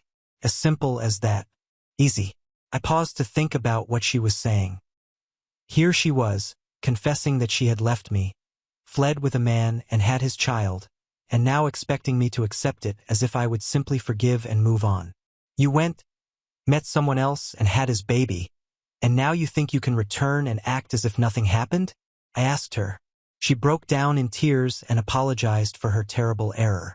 However, I was completely unmoved by that. She kept talking about how she knew we were meant to be together and that I was the person she really loved. To be honest, maintaining a straight face was difficult. She sounded so naive that I was shocked. Her expression was one of desperation, not love, and I could see it. She then attempted to guilt-trip me by talking endlessly about how difficult it had been for her to be a single mother. In fact, she attempted to paint herself as the victim in all of this, acting as though her decisions hadn't brought her to this point. She assured me she was prepared to work things out this time and that she wanted my help. I couldn't stop wondering, who does she think I am? I listened to it all as I stood there, but I had had enough. I told her bluntly, "You have to live with a decision you made a long time ago. Here, there is no second chance." She appeared astonished, as if she had never even imagined that I would say no, as if she truly believed she could simply saunter back into my life because it would suit her. She became irate just when I thought she would finally understand and depart. She became angry with me, accusing me of selfishness and demanding that I give her another chance to make amends. She said that she could have taken half of everything and divorced me at that time if she had so desired. She even had the audacity to remark that the house should still belong to her. I felt a feeling of relief as I realized that I was now seeing her for who she truly was, as if her true colors were being revealed in front of me. I didn't raise my voice or quarrel with her. "We're done," I simply remarked, glancing at her. "You finally have the life you've always desired. I no longer have responsibility for this." I cut off any last statements she might have had by closing the door in her face. I was struck with a peculiar sense of serenity as I stood there and heard her muffled screaming coming from the other side of the door. She might shout, knock, weep, anything. However, I knew I would never allow her to return. The woman I had married and loved was no longer with me. This stranger who believed she could pick up the pieces whenever it was convenient for her took her position. Feeling lighter than I have in years, I moved away from the door and took a seat. I believed that was it. After I shut the door behind her, I assumed she would understand and simply walk away. Instead, though, she began pounding on the door and shouting various things. The nerve seemed unbelievable to me. She had the gall to stand there and insist that I listen to her while I was in the one place that was truly mine, the only place I had been able to recover from the disaster she had left me in. I initially considered ignoring it and letting her scream till she became weary, but then I started to wonder. I was curious to know what kinds of excuses she would offer this time. In order to let her know that I was paying attention, I slightly opened the door, but not enough to let her in. She appeared to be astonished that I hadn't given her the response she desired, as if she had just been slapped across the face, as if we were having a typical argument and not coping with her abandonment. She began a lengthy monologue in which she expressed her willingness to forgive me for closing the door on her and her want to start over. She went on and on about how if we both worked hard, we could work things out. I was unable to contain my laughter at that moment. I actually laughed because this woman had more nerve than I had ever seen. When I did that, she appeared enraged, as if I should feel guilty for not paying attention to her. "You left," I informed her. "You tossed everything away while you had the chance. I won't just act as though nothing occurred just because you want to." She began repeating things like, "You don't understand how hard it was for me," as her cheeks flushed. She continued by talking about how she had been so lost after leaving and how she had discovered her error too late. However, I didn't believe it. I informed her that she had taken the decision to leave. She had plotted it, made up a falsehood about it, and then carried it out. Now, her remorse meant nothing. She lost her temper at that point. Her entire tone shifted. She stopped the melancholy, repentant act and began to attack me, accusing me of unfairness and lacking the grace to give her another chance. In fact, she dared to declare, "I could have taken everything from you back then if I'd wanted to. I could have stolen half of your possessions." I simply stood in awe. This woman, who had abandoned me without saying anything, now believed she should be compensated in some way for not attempting to defraud me, as if she should be commended for not being as awful as she could have been. I said to her, "What the heck? Should I feel thankful that you simply left me without taking anything with you?" She looked at me with a mixture of fury and another emotion on her face, possibly desperation or remorse. But to be honest, I didn't give a damn by then. I had just finished. That was where all the years I had spent questioning myself, feeling bad, and wondering if I was somehow to blame for her leaving vanished. I felt as though the burden I had been bearing was finally lifted when I saw her for who she truly was. But she wasn't finished. She began to pace my porch while complaining that I would regret not giving her another chance and that I would never find someone like her. In fact, by refusing to take her back, she attempted to make me feel as though I was the one who was missing out. It was strange, as if I should be pleading with her to stay. Here she was, the one who ruined everything we owned. She became louder and continued to complain about how I had forced her to leave in the first place. When she realized I wasn't going to back down, she said that none of this would have occurred if I had been more understanding about the entire kid situation. Her reasoning seemed to indicate that I had failed her as a husband because I couldn't conceive, which somehow excused her from leaving to have a kid with someone else. The mental acrobatics were amazing. To be honest, I was shocked that she was attempting to blame me for her decisions. I bluntly told her, "Look, you could have told me the truth if you really wanted a child. When you were making plans to go, you didn't need to lie to me and act like nothing was wrong." She merely gazed at me as if I had smacked her, with nothing to say in response. However, I prevented her from speaking. I continued by telling her, "You have to live with the decision you made on your own. I have no problem with that." She made one final attempt, returning to her dejected expression, and urged me to consider the boy and how I was being unjust by ignoring him, as if I were the bad guy. She really used the child who was in her arms to guilt-trip me. However, I wasn't buying into it. "I don't know that child," I informed her. "I'm not involved with him. You are not mine, and neither is he." That was the end of it. I could see her coming to terms with it at last. She was aware that I would never change my mind and that I would never allow her to return to my life. I could see the rage waning and being replaced by something else, either genuine regret or simply exasperation. However, I didn't care. She had attempted to walk all over me and expected me to smile and give her credit, but now she was simply a stranger. For a few more seconds she stood there, as if she was waiting for me to decide to call her back. I didn't say anything else, though. When it finally hit her that I meant every word, I just stood there and watched her expression. I closed the door without giving it another glance. I didn't wait for her to hit me again this time. In my heart, I knew that I had already made up my mind and that there was no turning back. I don't know, but I left the door with the impression that I had finally prevailed. It was over. Even though she had spent so much time hoping to return and use manipulation to get back into my life, I had freedom. Neither for her nor for us was there going to be another chance. She was now only a memory, one that I had at last relegated to the past. I felt like I could breathe again after all those years of suffering and shame. And what do you know? It was pleasant. I felt a peculiar calmness come over me as soon as I shut the door behind her. I no longer felt sad, furious, or even astonished. It was as though all of the remorse, guilt, and incessant wondering that I had felt for her over the years simply disappeared. I was prepared to move on since I had at last found the closure I didn't realize I needed. This time it was truly over now. Naturally, though, things didn't go as well as I had intended. Her mother texted me a few days later. She apologized, stating she was embarrassed by her daughter's handling of the situation and that she had attempted to reason with her. But clearly it had failed. Her mother was a decent individual. She had been of great assistance to me since her daughter left, and I could see that she was truly distressed by the situation. Although I had nothing against her, I didn't want to be dragged back into that situation. I simply said, "Thanks for checking in." And that was my only response. I wasn't going to waste time justifying my choice, and I wasn't going to offer her mother any more information. She knew it was over because she understood.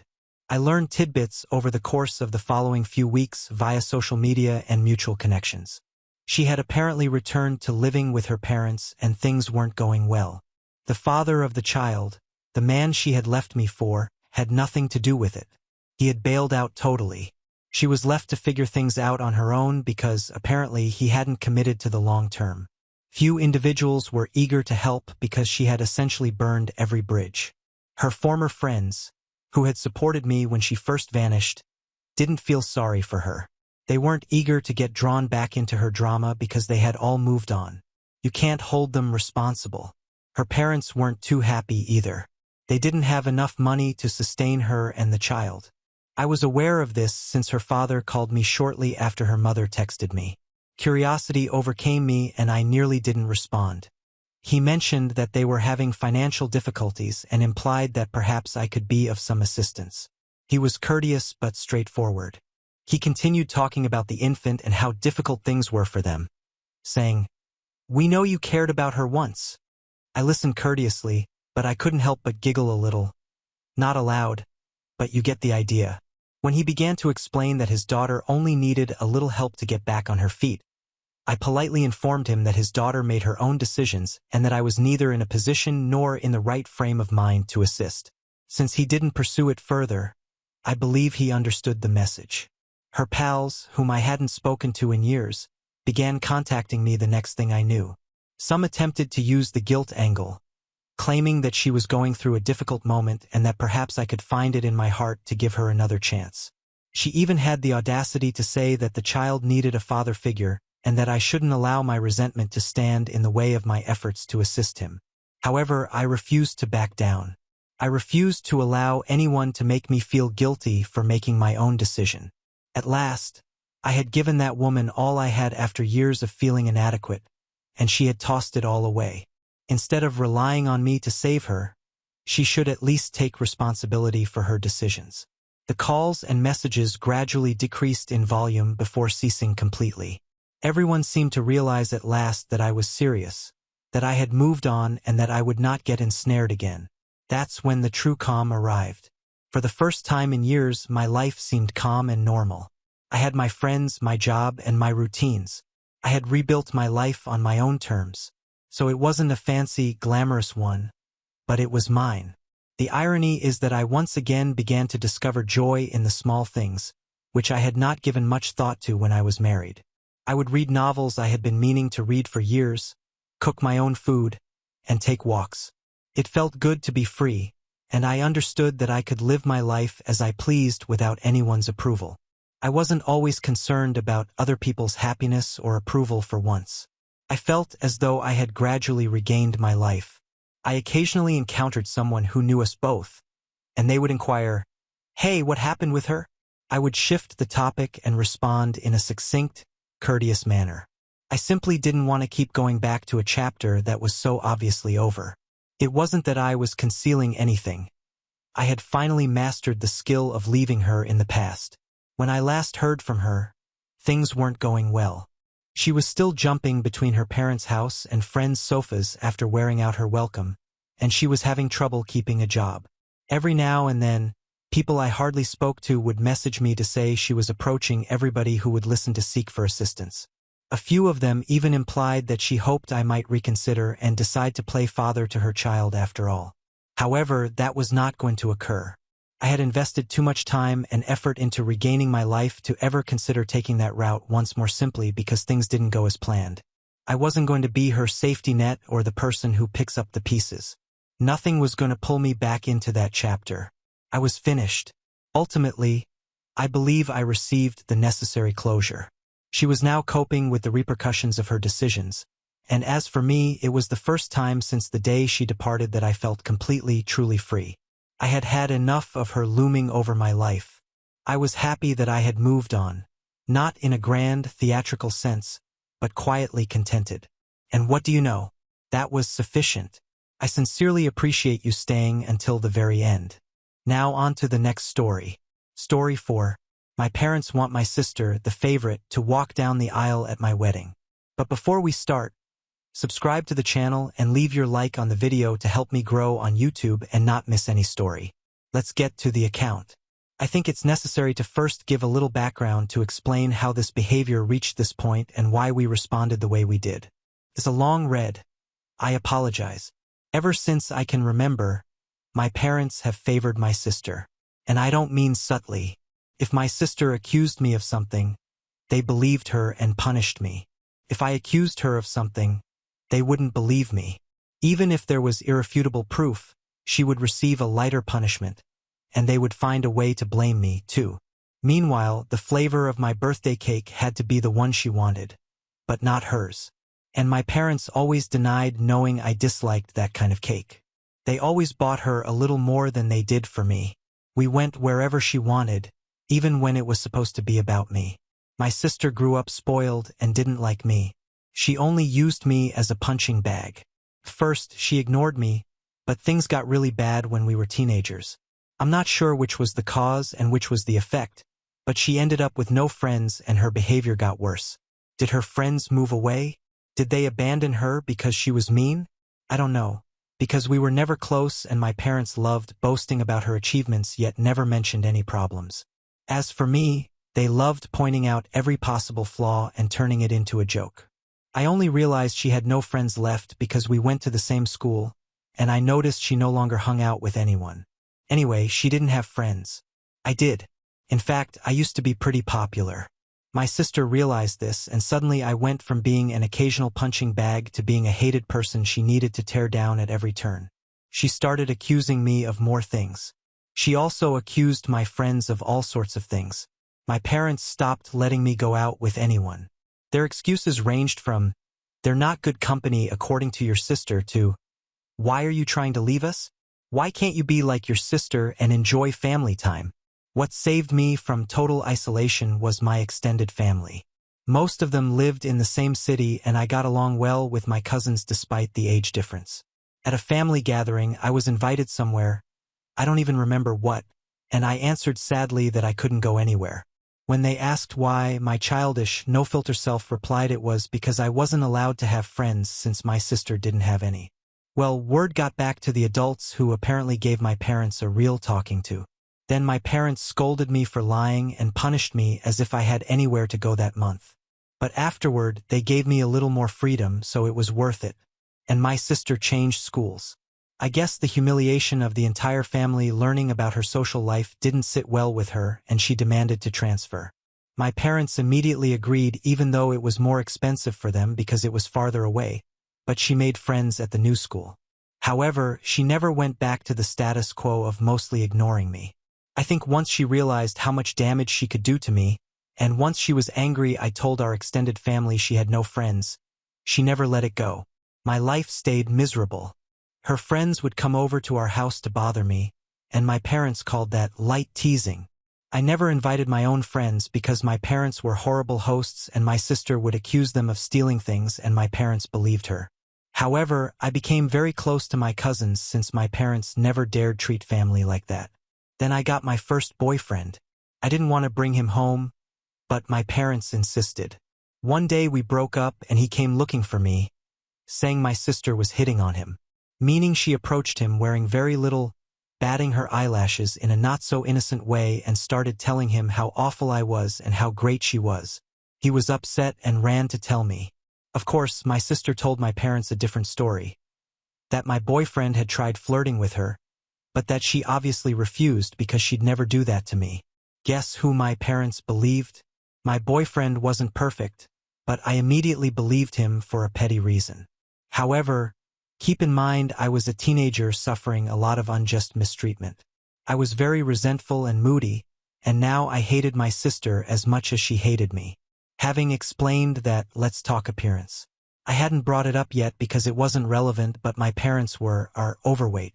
And since they like to show affection with food, giving you more food, sweets, etc., my sister is overweight too, whereas I wasn't. In fact, I'd always been on the thin side because punishments rarely included treats or snacks. Obviously, weight itself isn't the real issue, but personality is. But my sister was already rude and spoiled. Even her attempts at flirting were bad because she never had to work for anything. She could just demand it and my parents would comply. Add to that the fact she wasn't model sexy by any stretch, and even my insecure teenage self didn't believe my boyfriend would cheat on me with her. Anyway, my parents forbade me from dating such a horrible guy. I tried to continue in secret, but it was difficult and the relationship ended. I found another boyfriend, but once again, my sister accused him of flirting with her. When he rejected her, my parents believed her story again. I tried to explain how this was happening again, but they decided it just proved my bad judgment in choosing boyfriends. The relationship couldn't survive that Romeo and Juliet fiasco and ended too. In school, people ended up calling me a bitch because I didn't mind kissing guys but refused to go further. Luckily, neither my sister nor my parents found out about that. My sister, meanwhile, brought a boyfriend home. During their relationship, she strutted around with him and my parents spent every second telling me how great he was and why I couldn't be like her and find someone like that, until he stopped showing up and suddenly became the cheating scumbag who tricked my sister. Go figure. And so the unequal treatment continued. Around this time, she received more spending money. She had a better curfew than I did. She could go anywhere at any time while I couldn't. If I pointed that out, my parents said it was because she was older. But when I reached her age, I still didn't get the same treatment. And when confronted, they deny having said that or justify it by saying I was untrustworthy. Unlike her, pointing to her accusations about my friends and boyfriends as proof of my poor judgment. Time passed and my sister's graduation came around. She was accepted to a not very prestigious university with no scholarships or anything like that. Again, since I only heard about her successes, I don't know how many universities rejected her, so I can't say how many times she was turned down. What I do know is she had bad grades in high school because whenever she got a good enough grade, like a C or a 7 out of 10, we celebrated. I usually got good grades, but my parents refused to celebrate them, saying that since I always got them, there was nothing to cheer about. Naturally, my parents went overboard about my sister, saying they would pay for everything. I was relieved she was leaving the house. That didn't make my life much easier, though. She came back every other weekend and somehow things went missing from her room or she came up with some new way to make my life miserable. My curfew was still very strict, etc. Finally, my mom came to talk to me about my upcoming graduation. I'm only 1 year younger than my sister. She told me that because they were paying for my sister's college, they wouldn't have money left for mine, so I should start working right after high school and wait for my sister to finish so they could see if they could afford anything for me. Oh, and if I decided to stay at home, I'd have to pay for all my things, part of the bills, and even rent. I told her I could take out a student loan. Mom said yes, but then again, no, meaning that since they cared so much about me and I had poor judgment, they would decide if it was worth my going into debt for college. I'm not sure how they planned on preventing me from getting a loan, but I didn't ask. They never mentioned scholarships. They had no idea what my grades were, and they never believed in my abilities. Anyway, I didn't even blink and just said, "Fine." My mom clearly didn't expect that reaction and kept insisting. Maybe she wanted me to throw a tantrum so they'd have an excuse never to pay for my college. But I didn't say anything except that I understood their point of view. I thanked them for their concern, and that was that. Later, my dad tried the same approach, but he couldn't rile me either. After a lifetime of awful parenting, I had no expectations about my schooling. I knew they'd find some reason not to pay for it and to make my life harder. I never believed they'd end up paying me back if I worked and waited for my sister to finish college. I'd been preparing for college on my own for a while. I could hardly go out. I had few friends, so I had tons of time to study. And I did so because I saw college as my only chance of freedom. Well, the day came and I busted my butt to get a scholarship. It wasn't an Ivy League or any big-time law or medical school, but it was a pretty good course at a decent university with full coverage. Knowing my sister would hate it and try to stop me via my parents, I posted about my accomplishment on social media at the same time I told them. I even forced myself to thank them in the post. That way, they couldn't forbid me to go without explaining why to the rest of the family. At first, they were even a bit proud, boasting about it. But I guess my sister got to them and they changed their tune, even asking me if I was sure I wanted to go. They let it slip that my sister wasn't doing well in college and that since she was supposedly smarter and had better judgment than me and was struggling, I would definitely do worse. Obviously, I stood firm. They weren't happy, but they couldn't stop me. College saved me. I started to be happy. I still kept in touch with my parents, visiting them during breaks and all. But since they refused to pay for anything, I could plead lack of funds as a reason not to visit them too often. During that time, I avoided introducing them to any boyfriend, and my sister dropped out of college. I know she didn't graduate because they would have made a huge fuss if she had. She moved back home, not paying any bills or rent, but of course it was different according to them. She started working at the same company as my mother. Obviously, thanks to my mom's connections, they spun it as something to be proud of. But anyway, it was around then that I met my husband. You know those people who say, if I'd been in that situation, I would have done this or that? Well, my husband actually does it. I'm the person who keeps quiet, becomes a doormat in any situation, then can't sleep at night wishing I had said or done something. I'm also the type who can't help crying when I'm angry. Not him. He responds on the spot. He loves drama in the sense that he wants to resolve it. If he doesn't respond immediately to some provocation, you should start worrying because he won't forgive or forget. He's cooking up something worse for payback. He's the one who suggested I post here and wanted to post on a nuclear revenge forum, too, but decided what we did wasn't nuclear enough. People found it strange that I was with him, but just because I couldn't act the way he does, probably because of how I was raised, doesn't mean I didn't appreciate his style. I love that my husband does what I can't and treats people well as long as they treat him well. When we talked about getting married, we decided we didn't care much for a ceremony budget-wise because we'd rather spend on a dream trip to Europe for our honeymoon. As for the place, since his family was spread out and mine was still in my hometown, we chose to do it there. We didn't live too far away either, so we could do some weekend trips to manage things. Besides, we had enough flexibility at work to stay in my hometown for a while if needed. We sent out the engagement announcement and the save the date for a few months later. At that point, my parents demanded to meet my man. I wanted to refuse, but it was hard. Distance had made me tone down the image I had of my parents, making me think maybe they weren't that bad. Well, my husband looked as if someone had canceled Christmas when I told him I'd introduce him, but I promised never to leave him alone with them. It turns out he was already preparing for this.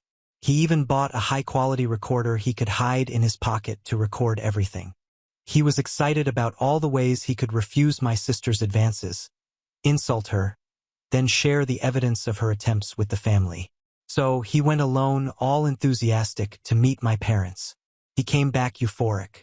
Honey, you won't believe the horrible crap they asked for. We can screw them so badly. There are so many possibilities. I was confused and wanted to hear the recording, but he wisely said it was better for me to hear it from him first, or else I'd misunderstand. Well, he went over there and instead of flirty behavior, my parents and my sister sat him down. After grumbling that they didn't approve of him, my judgment, etc., they announced they were willing to pay for my wedding ceremony on one condition. My sister would walk down the aisle before me, dressed as a bride. Their excuse was that it wasn't right for a younger sister to marry first, so it was only fair that my sister at least have that experience at my venue with photos, a dress, a cake, and so on. My husband will write his part now. Vengeful husband here.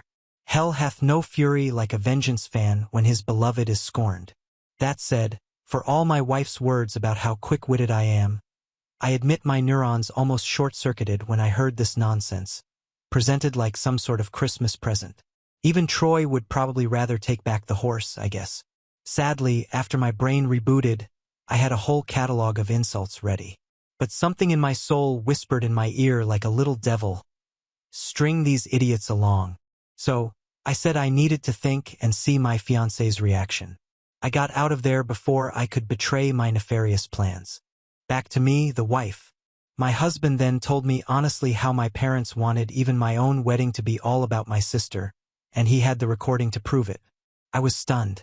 The distance had made me underestimate how awful they were to me, and I never thought they'd go that far. Fortunately, my husband's drive for revenge helped me avoid a breakdown. We had a blast thinking of ways to ruin all this for them, from the ridiculously absurd to the possibly feasible. Then, we called his brother, who was much more level-headed, when we decided on a plan that involved giving 2 different addresses for the venue, 1 false, etc. His brother, more sensible indeed, talked us out of it. He acknowledged he couldn't stop us from retaliating, but he warned us some ideas might lead to lawsuits. So, we settled on the simplest approach. Pretend to agree but hire security and bar my sister from coming in. The rest of it was mostly my husband's ideas, though he wants me to tell you about them. So here goes. It's important to mention that everything he did was previously discussed with me, and these were our joint ideas. He went back to my parents, said he'd felt me out, and thought I wouldn't go for it. Still, he personally had no issue with it and didn't want to break the family apart. So he'd be willing to help them make it happen. He pointed out that I hate conflict, so if I were caught off guard, maybe I wouldn't throw a fit in front of everyone. On the other hand, marriage is a big deal, so who knows? Maybe I'd be furious. But if they helped pay for some things, I might feel grateful and keep quiet. He said my parents seemed surprised, but my sister literally started jumping for joy like a kid. So they agreed. A side note, my husband also said that because of my history of bad boyfriend choices in the past, all words that were actually my idea, and I'm so proud to use their own words against them, I was distrustful and controlling and checked his phone, etc. That's why he insisted that nothing about this plan be put in writing. Thus, for any discussion about my sister walking down the aisle first or anything similar, he personally went to my parents' place to talk. And that's how months of deception began, with my parents and sister thinking they were outsmarting me when really my husband and I were outsmarting them. How?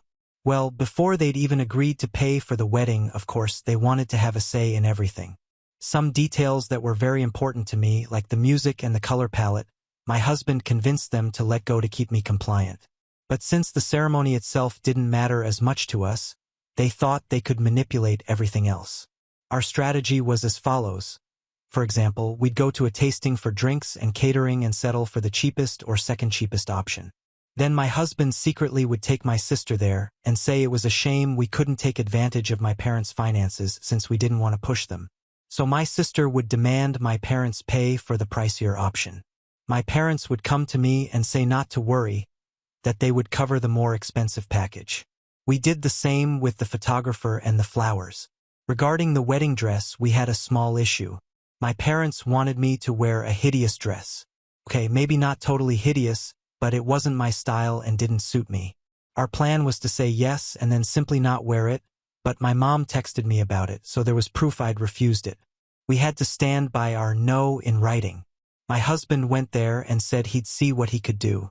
My sister suggested sabotaging my chosen dress so I'd be forced to wear the other one. He pretended to agree. All this time, they kept everything off the record. Whenever my sister texted him, he'd let me respond as if I were him, reinforcing the idea that I was controlling and paranoid. They believed it and avoided putting anything in writing themselves.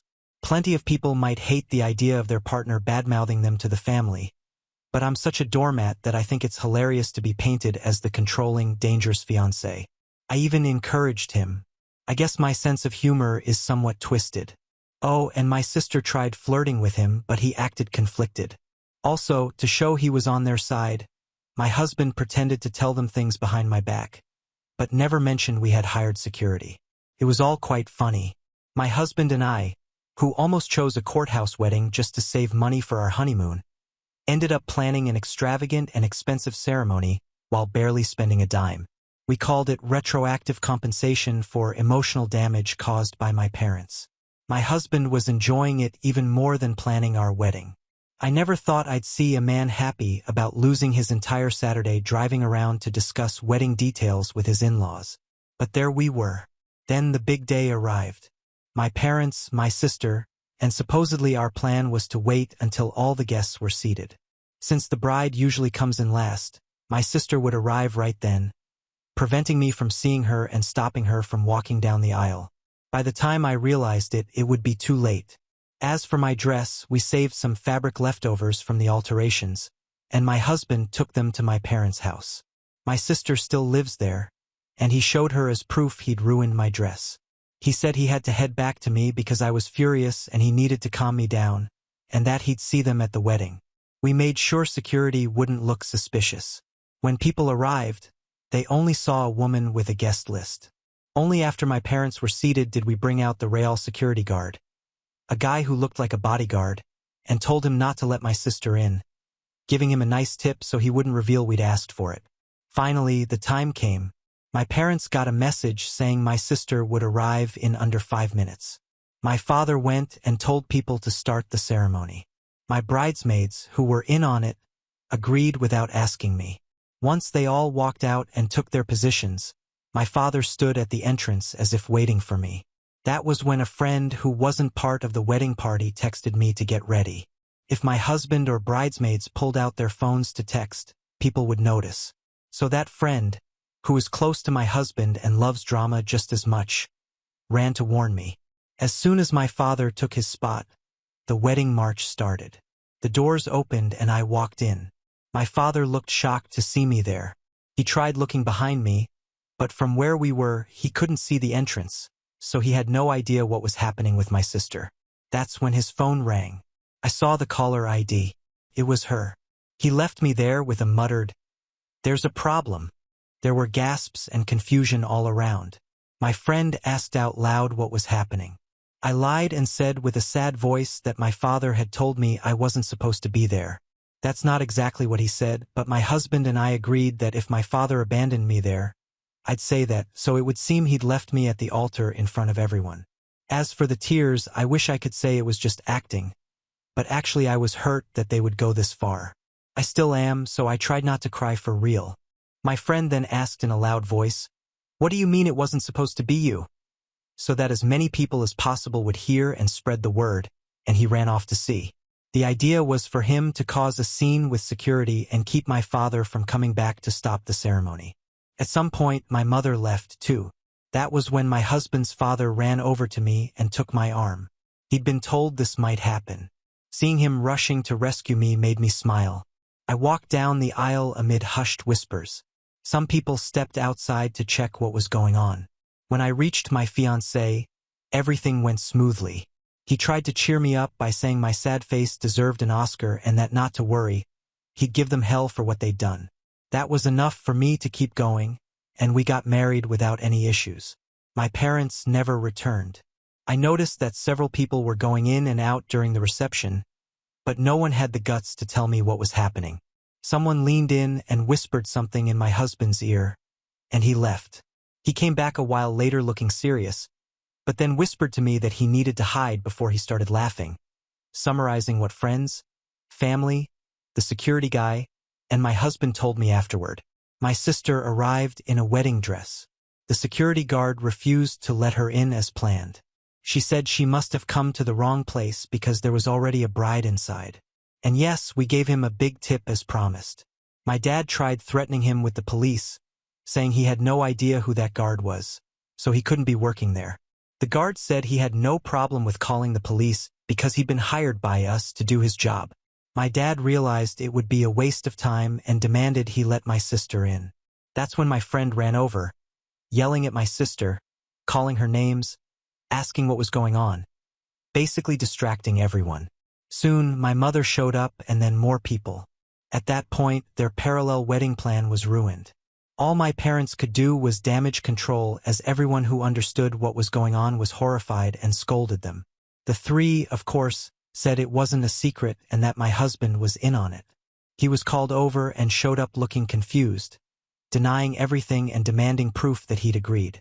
Obviously, they had none. All the text messages they could produce were about normal wedding arrangements. My sister started screaming and crying, even sitting on the ground and throwing a tantrum. My dad looked like he was going to hit my husband, but the security guard and others wouldn't let him. They said they had no evidence because my husband asked them not to send text messages. My husband laughed. How convenient. Then he chastised them for being terrible parents and said he wouldn't let their stupid plans and lies ruin his wedding, and he went back to me. Nobody believed them. The venue did have cameras but wouldn't show me the footage because it was for security only. However, some guests filmed bits and pieces. Seeing my parents and my sister get chewed out by everyone who stepped outside to check the drama was delightful. After years of being accused of things and not believed, watching them go through the same was the best wedding gift I could have gotten. My mother was crying. My father kept turning purple, then white with rage. My sister stayed on the floor shrieking and crying. They insisted my husband was involved. But people kept asking, why would he ever agree to something so messed up? Where's the proof? Why would you want your sister to do that on her wedding day? And they had no decent answer. In the end, they were told to leave and had no choice. Apparently, my dad had to drag my sister away because she refused to get up off the floor. Once again, nobody told me anything during the reception. I guess to avoid ruining my day, or because I was the bride and maybe everyone just wanted to be nice and enjoy the expensive food and drinks my parents had funded. We had a great time. My husband kept his fake stern expression for a few minutes and then couldn't stop smiling. After the wedding, we went to a hotel to sleep a bit before leaving on our honeymoon. Speaking of that, my parents offered to pay for our plane tickets, but we thought it was risky since they might cancel them or something, so we refused. Obviously, since then, all three have tried to contact me. I refused their calls because my husband insisted on having everything in writing, which was smart because eventually my sister texted me. I won't repeat what she wrote because it was truly deranged and made no sense. But the important part is she blamed me for her humiliation, called my husband a two-faced snake who tricked them for months, and said she hoped he'd cheat on me with her. My husband wants to print the message and frame it. She also implied he was actually sleeping with her behind my back. So, he took my phone, screenshotted the call logs, her insults, and messages from my parents demanding I pick up, and sent them all to our family group along with screenshots of the threats they made against him. But he kept denying any agreement, of course, and even threatened to sue them for defamation and harassment. He also wrote in the family group chat asking relatives for help, saying, now they were trying to ruin our honeymoon since they couldn't destroy our wedding. He ended it brilliantly by asking them not to reveal our whereabouts so my parents wouldn't send my sister, and then claim he'd agreed to pretend to sleep with her in our honeymoon suite. My family assured us they'd handle it. And indeed, it's been radio silence ever since. My husband is slightly disappointed my sister hasn't disobeyed so he could expose her again. But overall, although I would have preferred a normal, loving family at my wedding, at least this time, they didn't ruin something that really mattered to me and they got what was coming. Frequent question. Why do they treat me like this? Many people ask that. I've wondered about it my whole life and I still don't know. I tried asking as a child, but they denied any difference and punished me, saying I was acting like a spoiled brat. So I stopped trying. I've considered many possibilities, but based on my observations, I think it's because I wasn't planned. They struggled to have my sister, so she wasn't just expected. She was seen as a miracle baby after so long trying. But our age gap is pretty small. So maybe they didn't expect to get pregnant again so soon and didn't use birth control properly. Maybe they didn't realize my mom was pregnant until it was too late and ended up dealing with a newborn and another baby on the way. Plus, they weren't well off. That probably fueled their resentment toward me. But that's just my guess. Either way, I've accepted that the exact reason doesn't really matter. What they did was inexcusable. Period. Why did they think it would work? My husband and I theorized they may never have intended to go through with it. We believe my sister threw a fit because I'd be marrying first while she could barely get a date. So, they presented this absurd plan to my husband, expecting him to refuse so they wouldn't have to pay for my wedding and could claim they tried to appease my sister. But then my husband said yes, and they couldn't back out without making my sister turn on them. Now on to the next story. Story 5. My name's Nolan. I'm 35, and I guess you could say I've been the outsider in my family for as long as I can remember. Not because I wanted to be, but because that's how they made me feel growing up, like I was some distant cousin who never quite belonged at the table. I was the quiet one, the one who read books instead of gossiping in the kitchen, the one who moved away after college and didn't come home every holiday just to be ignored. Anyway, so when I landed a well-paying job in tech a few years ago, and I mean real money, not just can pay rent on time money, I thought maybe finally they'd see me differently, respect me, or at the very least treat me like a real member of the family. But that was wishful thinking. This story, it starts with my dad's retirement party, and it ends with something very different than what any of them expected. When I found out my dad was retiring after 40 years as a public school teacher, I genuinely wanted to do something meaningful. Despite everything, I still cared. I reached out to my sister, Erin, who still lived in our hometown, and offered to help plan something nice. She said she was already handling it and didn't need me involved. That was my first warning sign, but I brushed it off. A week later, I found out through a Facebook post that the venue had fallen through and the caterer they booked bailed last minute. So I stepped in. I called around, found a beautiful local vineyard that had an opening, and hired a full-service caterer who could do a customized menu for my dad's favorite dishes. Comfort food with a classy twist. I paid for everything up front without asking for a dime back. I even booked a private flight so I could fly in last minute and surprise him, since I was working long hours up until the week of the party. The day of the event, everything looked perfect. The tables were covered in navy and gold linens, my dad's old-school colors, with framed photos of him from his early teaching days to now. Everyone from his old colleagues to students and neighbors was there. People smiled when I walked in, hugged me politely. A few even said they were glad I came, but not Erin. She spotted me from across the patio and rolled her eyes like I just stepped in something. I told myself to ignore it. She'd always had that bitter edge, even as kids. Maybe she resented that I left or that I was doing well now. I never really understood it. She was the golden child for most of our childhood. The one who never got in trouble, who went to state for gymnastics, who everyone said had the real potential. I guess that changed when I moved out and started building a life of my own. A quiet life, but a good one. Anyway, the evening moved along fine for a while. People laughed, clinked glasses, took photos.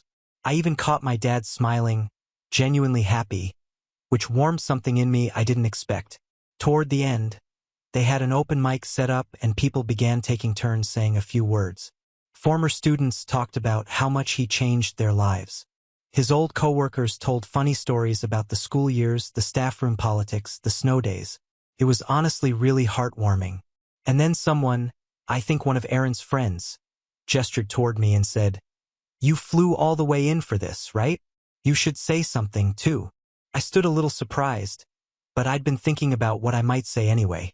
I wasn't going to give a big speech, just a short thank you, maybe a memory or two. I walked up to the mic, smiled, and started with, "I just wanted to say." That's when Erin stood up from her chair and said, loud enough for everyone to hear, "You don't get to pretend you're part of this family just because you have money now." She had a glass of wine in her hand, her voice smug and biting. The whole place fell quiet, just a few uncomfortable chuckles from people who didn't know what to do with themselves. I laughed awkwardly, thinking maybe she was joking, but she kept going. "You disappear for 10 years, barely show up to anything, and now you want to play the hero. Just sit down, no one cares." Everyone stared at me. Some looked down at their plates. No one said anything, not even my dad. He just sat there chewing slowly like none of it was happening. And that somehow hit harder than Erin's words. He didn't defend me, didn't stop her, didn't even flinch. I nodded, smiled faintly, and walked back to my seat. The mic stood there for a moment, still live, buzzing with silence. I didn't speak again that night, but I didn't leave either. I stayed through the cake cutting, the group photos, the part where Erin gave her speech and called herself the one who really knew Dad best. I smiled. I clapped politely. And while everyone was distracted, I quietly stepped away, pulled out my phone, and opened the email draft I had saved from the night before, the one I'd written but hadn't sent yet. See, this wasn't just a retirement party for my dad. It was also supposed to be the day I surprised him and Aaron with the keys to the house I bought. A renovated Craftsman 3 blocks from Aaron's place, big enough for them to grow old in without worrying about maintenance or stairs. I'd already met with the realtor, had the paperwork ready to sign. It was a gift, one I didn't have to give but wanted to, even after all the times they made me feel like a stranger. I thought maybe, just maybe, this would be the moment things changed. Instead, I hit send. The email went to the realtor, the title company, and the mortgage broker. Please withdraw the current offer. I will not be moving forward with this purchase. Apologies for the inconvenience. Just like that, the house was off the table. But that was only step one. Because as much as I wanted to let it go and chalk it up to another slap in the face, something in me cracked that night. Something I'd spent years trying to patch over. I started noticing the pattern I'd always ignored. The little comments, the silent treatment, the way Aaron would always say, "Well, Nolan's not really around so he wouldn't understand." Or how my dad stopped calling years ago but still posted Facebook pictures of him and Aaron's kids every week. I realized I was always giving, always trying, and they were always taking, then resenting me for it. And suddenly, I was done pretending I didn't see it. They thought they'd embarrassed me, that I'd sit back, feel ashamed, and disappear again. But what they didn't know was that while they were toasting to my absence, I was already thinking 10 steps ahead. Because I wasn't just going to cancel the house. I was going to pull back every single thing I'd ever quietly given. Every trust fund, every tuition supplement, every silent gift that kept the lights on when Aaron's husband lost his job last year. I had receipts, literal ones. And the day after the party, I started making calls. But I'll get to that because what happened next just a week later was the moment the first domino fell. It started with a letter. Not an email, not a phone call. A letter printed on thick, expensive paper mailed to my father's house. I wrote it with calm, measured words.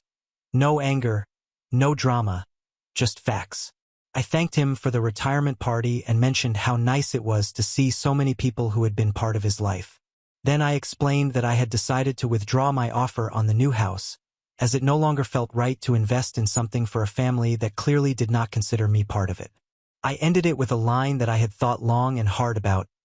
You once told me a man's worth is shown in how he treats people when no one's watching. That night, when everyone laughed and you stayed silent, I finally understood what I meant to you. I mailed it the morning after the party. The next step was the education fund I had quietly started for Erin's 2 kids when her husband was laid off the previous year. They panicked about finances. Erin had called me, voice cracking, saying she didn't know how they were going to keep up with mortgage payments, school fees, piano lessons, the whole suburban dream she was so desperate to preserve. I'd offered to help under one condition. It would be between us. No announcements, no family gossip. I'd set up a 529 plan under my name with her as the guardian, and I'd been contributing monthly. I called the financial advisor and had the contributions frozen that same week. I didn't touch what was already in the account. I'm not that cruel, but the auto deposit stopped, the projected growth gone. And I didn't say a word. I just let the silence sit. 3 days later, I got a text from Erin. Erin, hey, just got a weird email about the boys' college fund. Did something happen with the bank? I didn't respond. I just hearted the message and left it at that. She followed up with a voice note, her tone not angry yet, but probing. Erin, voice Nolan, I don't know what's going on, but if this is about the other night, I think you're being a little sensitive. We were just joking. Can we talk? No, we couldn't. Because here's what people like Erin never realize. Every joke has a root. And sometimes that root is rot. A few days after that, I logged into the old family group chat for the first time in nearly a year. The one I'd muted after getting bombarded with photos of Erin's kids' school plays and zero acknowledgement when I landed a major promotion. I typed a single message to me. Hey, just a heads up. I'm reviewing some of the financial gifts and support I've provided over the years. If anyone has questions, now's the time to ask.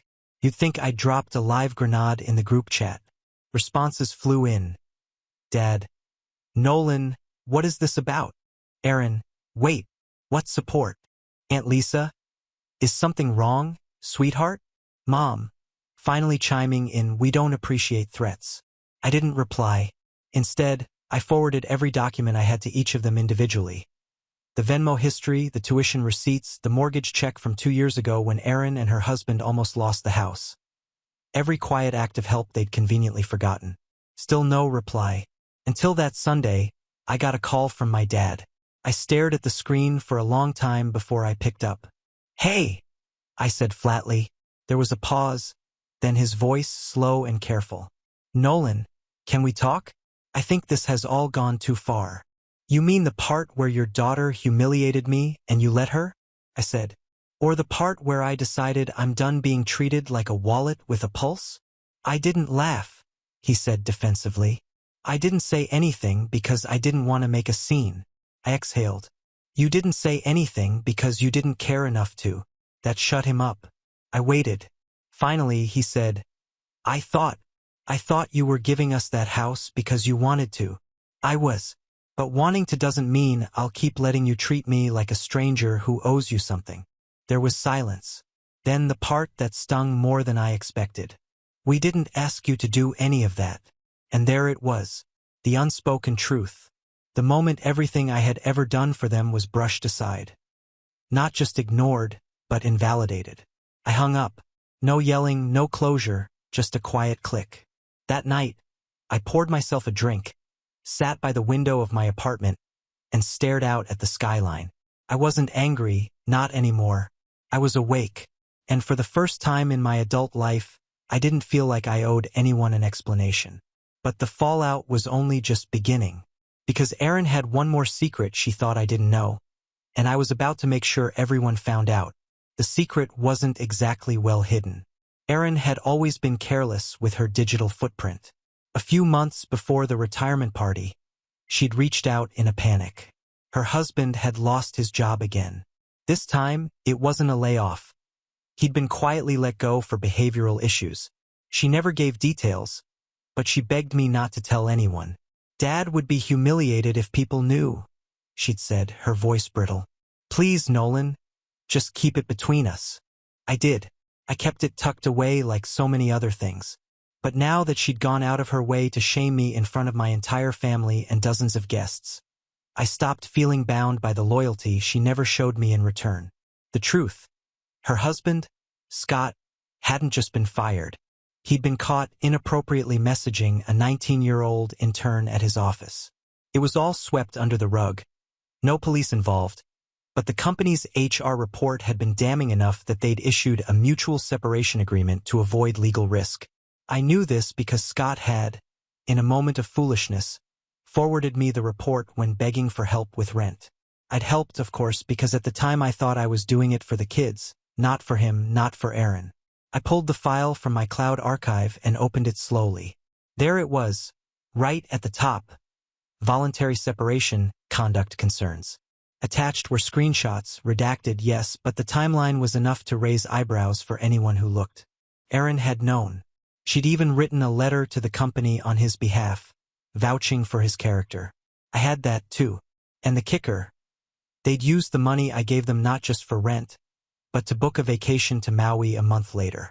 I only found out because Erin posted a throwback photo from the trip on her Instagram, captioned, "Earned this break after the year we've had," just days after our talk about barely affording groceries. I kept it all, and now I started organizing it. I wasn't interested in shaming her publicly, not yet. But I was tired of being the scapegoat. Tired of sitting at family gatherings while she wore a smug grin, while Dad praised her for being the strong one, while I was treated like some walking ATM that needed to earn my spot at the table. I called a lawyer, not for legal action, but to understand what I could share and how, if things escalated. I wasn't planning to go nuclear unless they forced my hand. But I wanted to be ready, and they were making it very easy. Because a week after I froze the college fund and withdrew the house offer, I got another group message, this time from my mom. Mom, I don't know what's gotten into you, but this isn't how family behaves. Erin says you're trying to sabotage her life. We've always supported you. Why are you turning against us now? The irony nearly made me laugh. Supported me. They forgot birthdays. They skipped my graduation. They never visited me once in the city I moved to. My success had always been this uncomfortable thing they didn't want to talk about. Too far from their small-town sensibilities, too alien to their worldview. I was the bougie brother, the uptight one, the one who left and got ideas. But I didn't respond. I just waited. Because while they were stirring drama in group texts and telling extended family that I'd changed, I had begun the slow, careful process of reclaiming every bit of leverage I'd quietly handed them over the years. Like the cabin. Back when our grandfather passed away, he'd left a modest lakeside cabin to be shared equally among the siblings. Erin had cried, said she couldn't afford the upkeep, and begged me to take it over in full, so I bought her half out legally. She used the money to redo her kitchen, but the family kept calling it Erin's cabin, even hosting family barbecues there without inviting me. I never complained. I figured let them enjoy it. That was then. Now, I filed a notice to the HOA revoking access to anyone not on the deed, which meant Erin. I scheduled an inspection. Then I scheduled a full rekeying of the locks. A simple matter. Quiet, clean. I didn't announce it. I just let it happen. It took exactly 2 weeks for Erin to notice. Erin texted, "What is this, Nolan? Why can't we get into the cabin? I had plans this weekend." I replied, "Not your cabin anymore. Haven't been for 3 years. Check the paperwork." She tried to bluff, threatened to call a lawyer, accused me of being vindictive and immature. I sent her a PDF of the title transfer with her signature. Then I blocked her number. Things got quieter after that, but only for a while. Because then came Dad's birthday, a month after his retirement party. I didn't call, didn't send a gift, didn't even text. That silence must have hit harder than anything I'd done so far. I knew it did because I got a voicemail from him the next morning, his voice tired, hollow. "Nolan, I know we haven't always gotten along, but this is going too far. Family sticks together. Please don't let this be permanent." Funny how silence only hurts when you're used to being heard. I didn't delete the voicemail. I just sat with it because for once, they were the ones trying to make sense of a version of me they couldn't control. But none of them had any idea what was coming next. Because Erin had been hiding something far more explosive. And the person who exposed it to me wasn't a stranger. It was someone from inside the family. And when they reached out, what they told me changed everything. It was my cousin, Jacob, who reached out. We weren't especially close growing up. Jacob was a few years younger, always the quiet one at family events, buried in his camera or a sketchpad while everyone else was comparing careers, marriages, or which child got the most awards.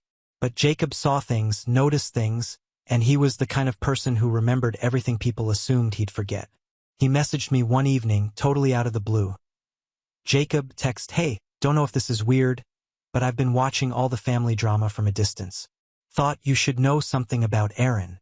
I've got receipts." That caught my attention. We hopped on a call. He sounded nervous, not out of fear, but because he clearly wasn't used to being in the middle of anything, let alone this. He told me he used to work freelance for a private accounting firm that helped small businesses organize their finances, mostly dental offices, bakeries, that sort of thing. 2 years ago, Erin asked him to help clean up the books for a small nonprofit she was treasurer of, something called Books for Every Home, a literacy initiative her PDA had launched. She said it was volunteer work, Jacob explained, but there were a lot of missing receipts, a lot of weird withdrawals. I asked about it. She told me not to worry, said it was all above board. But Nolan, I went back and looked again recently. You need to see this. He sent me a folder. Inside were spreadsheets, PDF statements, and a photo of a check Erin had written from the nonprofit's account to herself. $6,000 labeled as child care reimbursement. Jacob's voice dropped. I didn't say anything back then because honestly, I didn't want to start drama. But now, seeing how she's treated you, I can't stay silent. That $6,000 was just the tip of the iceberg. Over the next few days, Jacob helped me trace nearly $18,000 in unaccounted expenses, vague admin fees, payments to consultants with no last name, and Amazon orders labeled as supplies that went to her home address. I cross-referenced a few of the order confirmations with Erin's Pinterest page. She posted pictures of her new patio furniture around the same time the purchases were made. It wasn't just shady. It was illegal. I sat with the information for 2 days. I didn't know what I wanted yet. Revenge, maybe. But more than that, I wanted the truth out in the open. I wanted the story to write itself, not through my words, but through her actions finally being held to the light. So I took my hands off the wheel. I sent the entire folder to the nonprofit's current board chair, a woman named Valerie, who had no idea Erin had ever been involved. She responded within 2 hours. Valerie, this is serious. Thank you for sharing this. We'll be handling it immediately. Within 48 hours, a formal audit was launched. Erin received a notice from the board requesting clarification and supporting documents for every expense she'd submitted during her time as treasurer. She didn't respond. She ghosted them, which only made them dig deeper. By the end of the week, I was told the board had voted unanimously to report the discrepancies to the state's Charity Oversight Commission. It didn't take long after that. 3 weeks later, the story broke in the local paper. Former PDA treasurer under investigation for misappropriation of funds. The article didn't name her at first, but the comments section. Oh, they knew. People from town started connecting the dots fast. Former parents from the school, volunteers from past events, all began chiming in. She always seemed shady. Didn't she buy a hot tub last year? I remember asking where the money went when they canceled the reading fair. My mom tried to downplay it at first. It's just a misunderstanding, she said in the family group chat. They're blowing things out of proportion. But the screenshots said otherwise.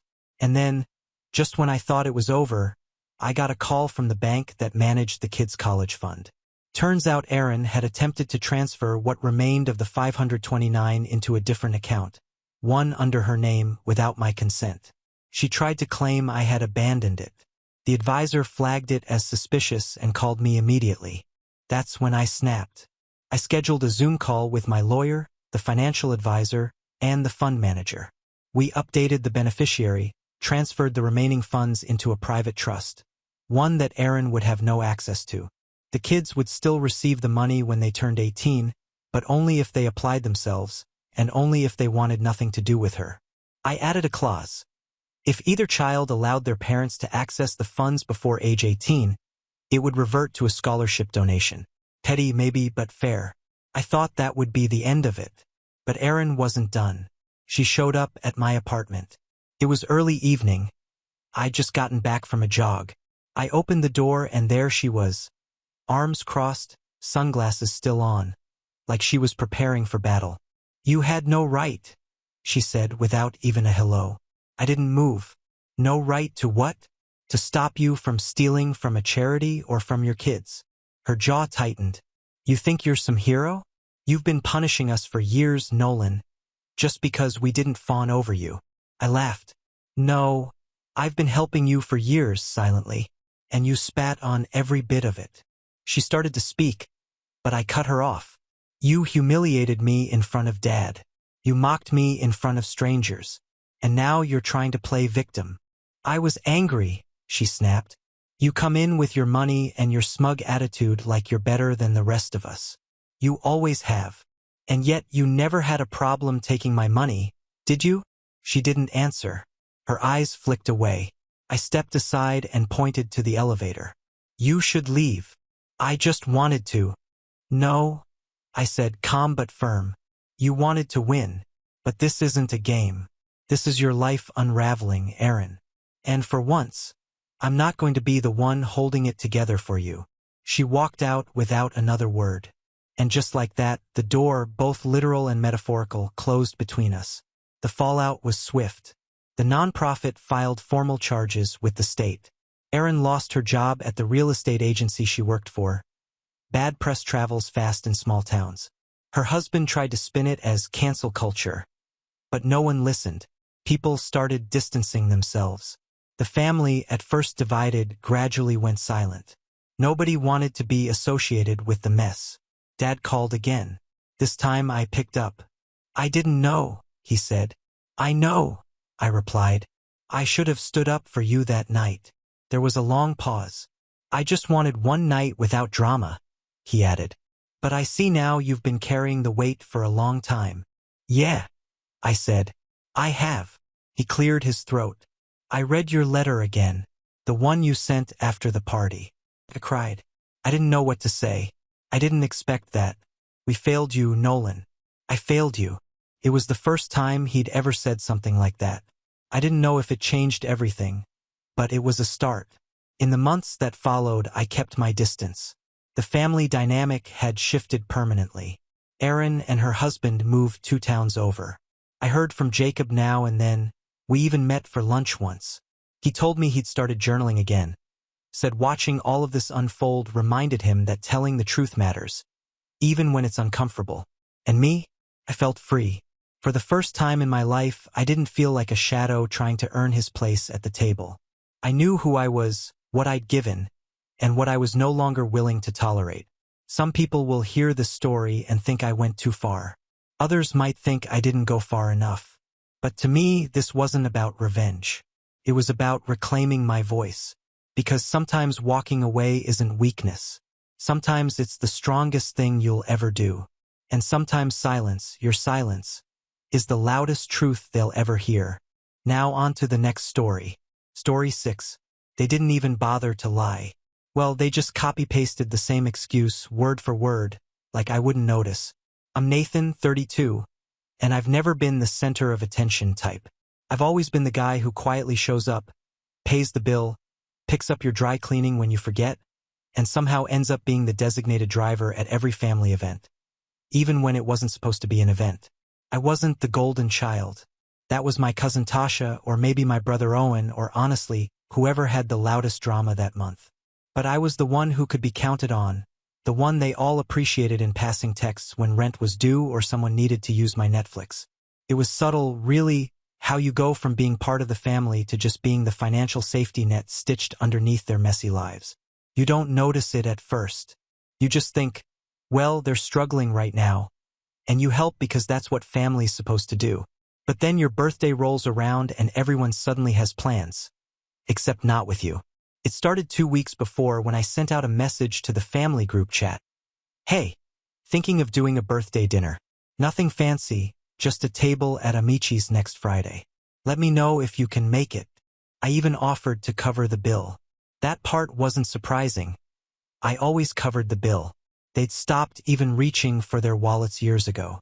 The replies trickled in slowly. Mostly thumbs-up emojis or the classic, I'll try to be there from my mom, which was code for, I won't, but I don't want to argue about it right now.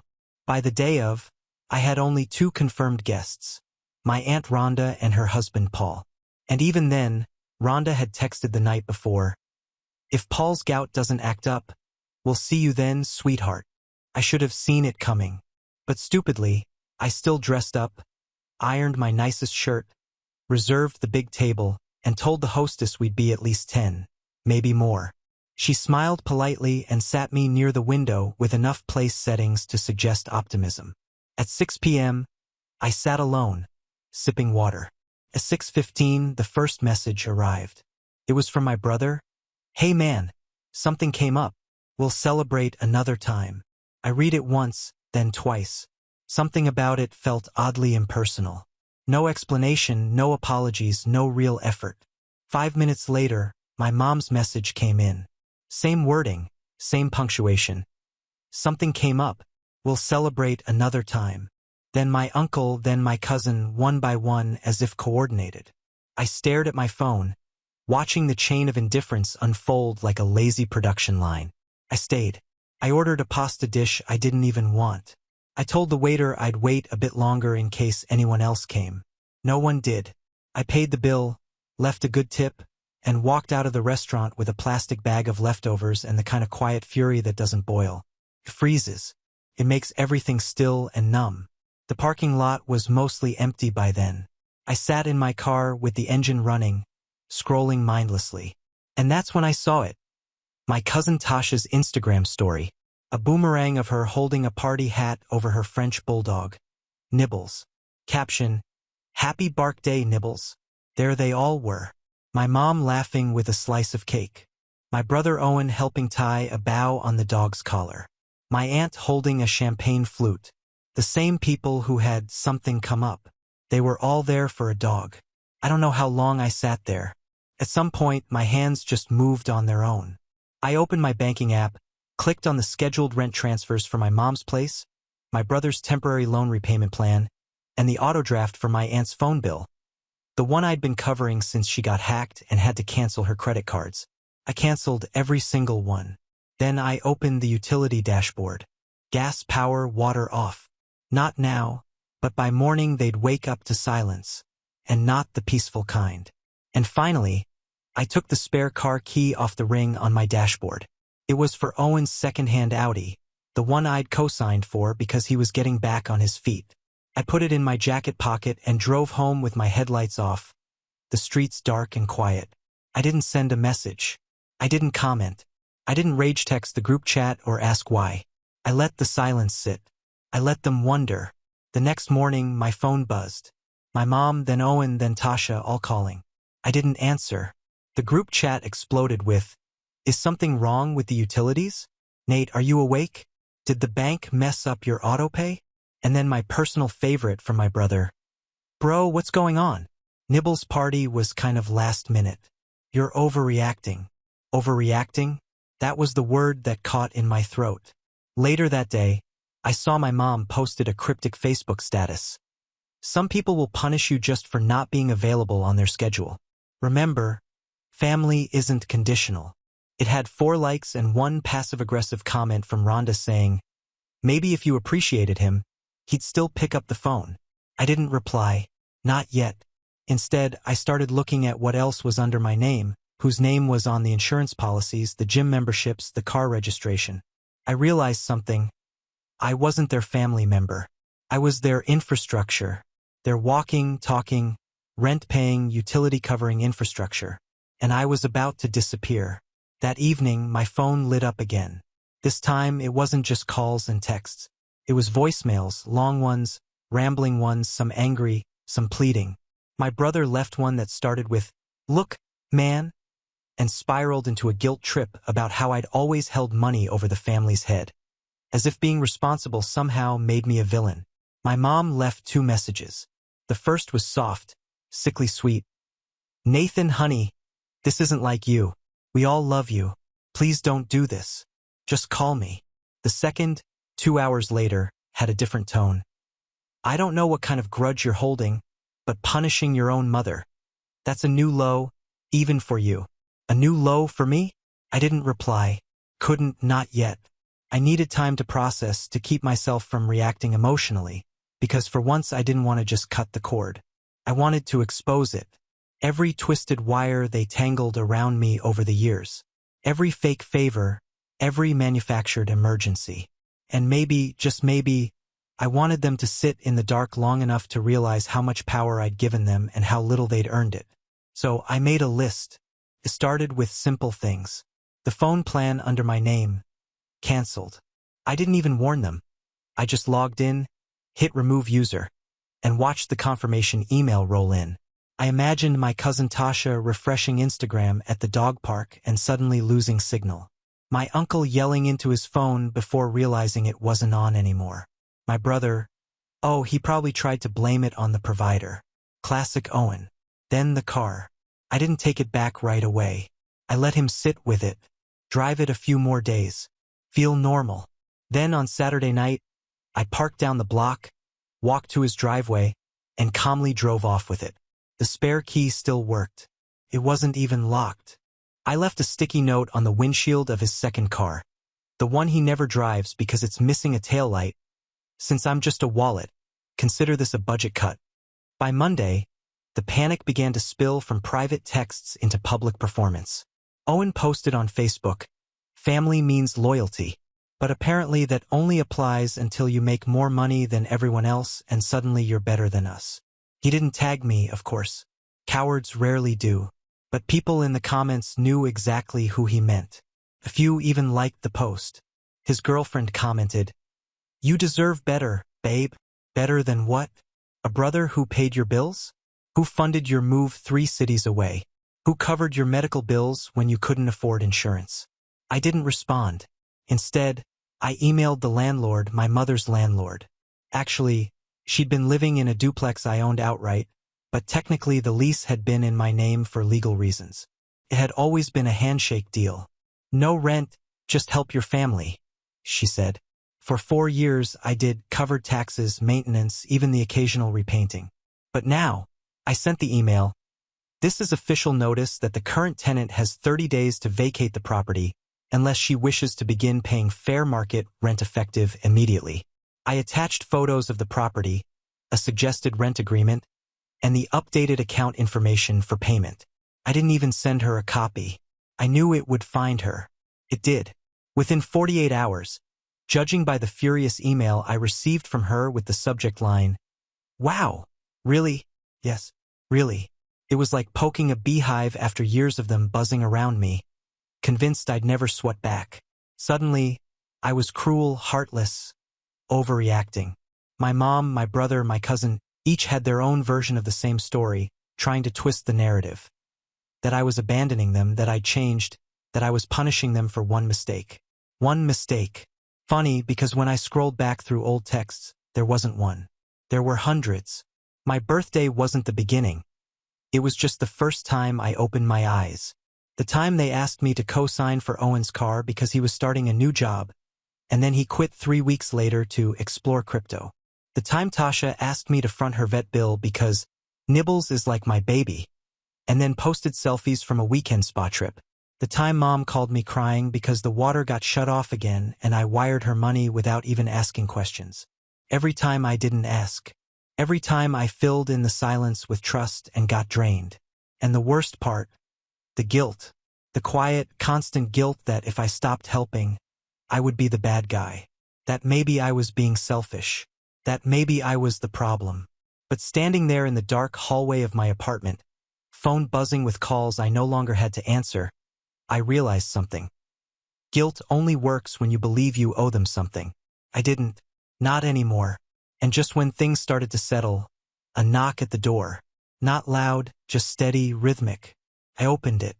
Standing there in the hallway was Owen. His hoodie was half-zipped, his eyes bloodshot. Not from crying, but from stress. He held his phone in one hand, shaking slightly. "You took my car," he said. "No hello. No apology. Just that." I leaned against the doorframe. "Technically my car, but go on." He looked at me, jaw tight. "This isn't how you fix things, man." I almost laughed. "Fix things? You mean how you all lied and ditched me on my birthday, and then threw a party for a literal dog? That wasn't the plan. Tasha said it was just going to be a few people and save it." I cut in. "You could have called. You didn't. You could have texted something real. You didn't. You could have shown up at Amici's. You didn't. But now you want to talk because the gravy train came off the rails." He flinched. "Good." He rubbed his temple. "Look, we messed up. I get it. But you don't have to burn everything down just to prove a point." I stared at him. "No," I said. "I don't have to. I want to."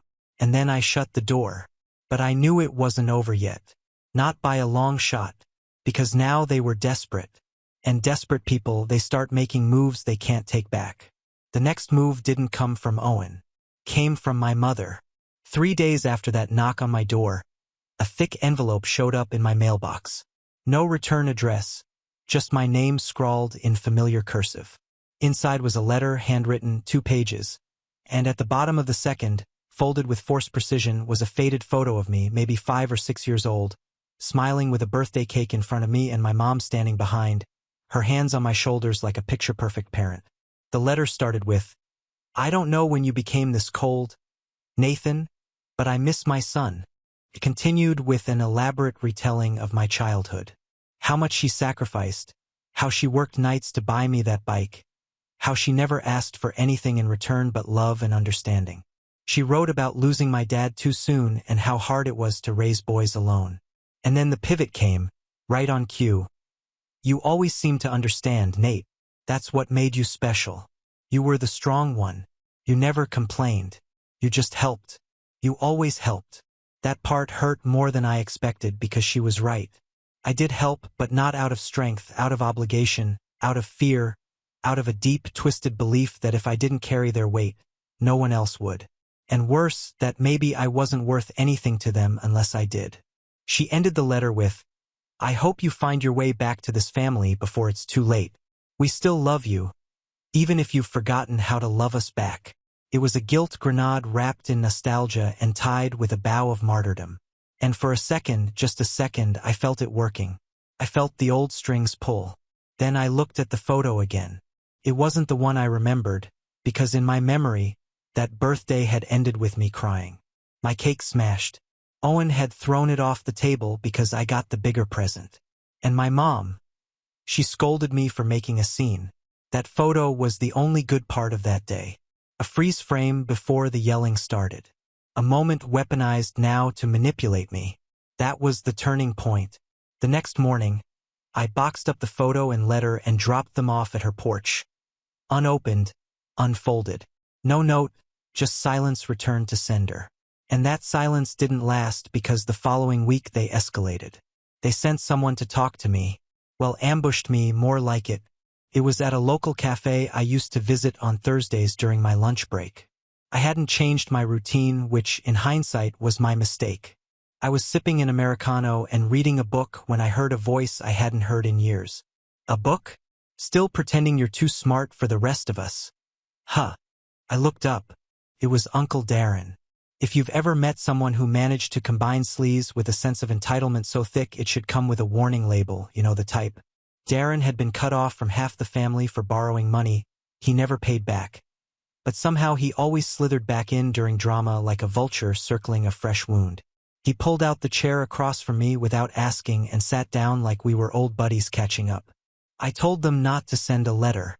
I said, "Nate's a man. You talk to men face to face. But your mom, she's got a soft heart, you know. That woman raised you." I didn't reply. I just stared at him. Calm. Blank. He took my silence as an invitation to continue. "Now, I don't know what kind of tantrum this is or what they said to get you this mad. But you're hurting people who love you, kid. Your mom's a wreck. Your brother's sleeping on my couch. You really going to keep this up?" I blinked slowly. "Is that the part you were sent here to say? Or is the guilt trip just a bonus?" His smirk dropped slightly. "I came because I care," he said. "But if you keep going down this road, you're going to find yourself real alone. Nathan. That's not what family does." I leaned forward. "No," I said. "That's exactly what family does. My family, at least, pretends silence is love. Pretends obligation is connection. Pretends guilt is currency." He sat back, mouth twitching. "I'm not the bad guy here," he muttered. "You were never even part of the story," I said, picking up my cup. He didn't leave quietly. He huffed, muttered something under his breath, and knocked over the creamer tray as he stormed out. The barista gave me a look. I shrugged and returned to my book. But that wasn't the end. That was just the preview because 2 days later, I got a notification from my bank. Someone had attempted to log into my account. Then again and again. Password reset requests. Access denied. I changed everything. Locked it all down. Contacted my bank and flagged every account under my name. I'd grown up with these people. I knew how desperate they could get when things stopped being convenient. And then came the text that confirmed it all. From Owen. "You think you're better than us? Fine. Just remember who changed your diapers, who fed you. You owe this family everything. And when mom's gone, don't show up crying." I stared at the screen for a long time. That last line, that was it. That was the line they always used when they needed to guilt me into coming back. When mom's gone, it wasn't just a warning. It was a threat. They still thought I could be manipulated. Still thought love meant debt. Still thought I could be scared into returning. But this time I wasn't walking away. This time I was cutting them out. And the way I'd do it would leave no room for comeback, no misunderstanding, no public Facebook martyrdom. They were about to feel what life without me really looked like. I didn't respond to Owen's message. Not with a text, not with a call, not with a single word. Instead, I logged into the financial management software I use for my consulting work, the same one where I'd set up all the recurring payments, emergency transfers, and family-linked accounts. 4 years, I had folders labeled Family Support, subcategories named after the people I was helping: Mom Utilities, Owen's Auto, Tasha Pet Emergencies. What started as short-term help slowly became permanent lifelines. None of them ever asked when it would stop. They just assumed it wouldn't. That day, I deleted the entire folder. But I wasn't done. I spent the next week preparing my final move. Not a revenge stunt. Not a dramatic explosion. Something clean, unmistakable, permanent. I sold the duplex my mother was living in. It was entirely in my name. I bought it years ago after landing my first major client. I offered it to her as a temporary place to stay while she got back on her feet after a bad investment. But there was never a plan to move out, never a talk about rent, never a gesture of appreciation. The place had become a monument to her entitlement, and I was tired of preserving it. I didn't evict her. I sold the entire property to a development firm that was buying up half the neighborhood. They paid well above market value. They asked no questions. I signed, closed, and let the process move on its own. 2 weeks later, she got the notice from the new owners. I expected a storm. What I got was silence for 3 whole days. Then the voicemail came. She didn't yell. She didn't cry. Her voice was cold, controlled. So that's it. You're cutting me out like I'm nothing. Like I didn't raise you. You sold my home over a birthday dinner. She didn't say she was sorry. Didn't mention the lies, the dog party, the years of manipulating me into footing the bill for their lives while mine was quietly shrinking in the background. No, to her, I had just committed the betrayal, the unthinkable. I'd chosen myself. That was the part she couldn't forgive. I let that voicemail sit unanswered, just like all the others. But I wasn't done yet. I filed paperwork to separate every legal tie I had to them. No more co-signed accounts, no more shared plans. I even changed the beneficiary on my life insurance. Something I hadn't thought about until I looked and realized it still had Owen listed in case of emergency. I donated the car I'd taken back from him. Not sold, donated. He'd already trashed the interior anyway. I switched phone numbers. New SIM, new carrier. I gave my new number to 3 people. My best friend, my boss, and my therapist. And then I moved. Not far, just enough. New address, new building with a security gate. No access unless you're buzzed in. I didn't post about it. Didn't announce it. I just disappeared from their reach. They didn't take it well. My cousin Tasha tried to post a series of Instagram stories about toxic family members who forget where they came from, clearly aimed at me. One photo showed her holding a crying Nibbles with the caption, "He doesn't understand why Uncle Nate doesn't love him anymore." I almost laughed. Owen took it further. He tracked down a mutual friend and tried to ask them to pass me a message.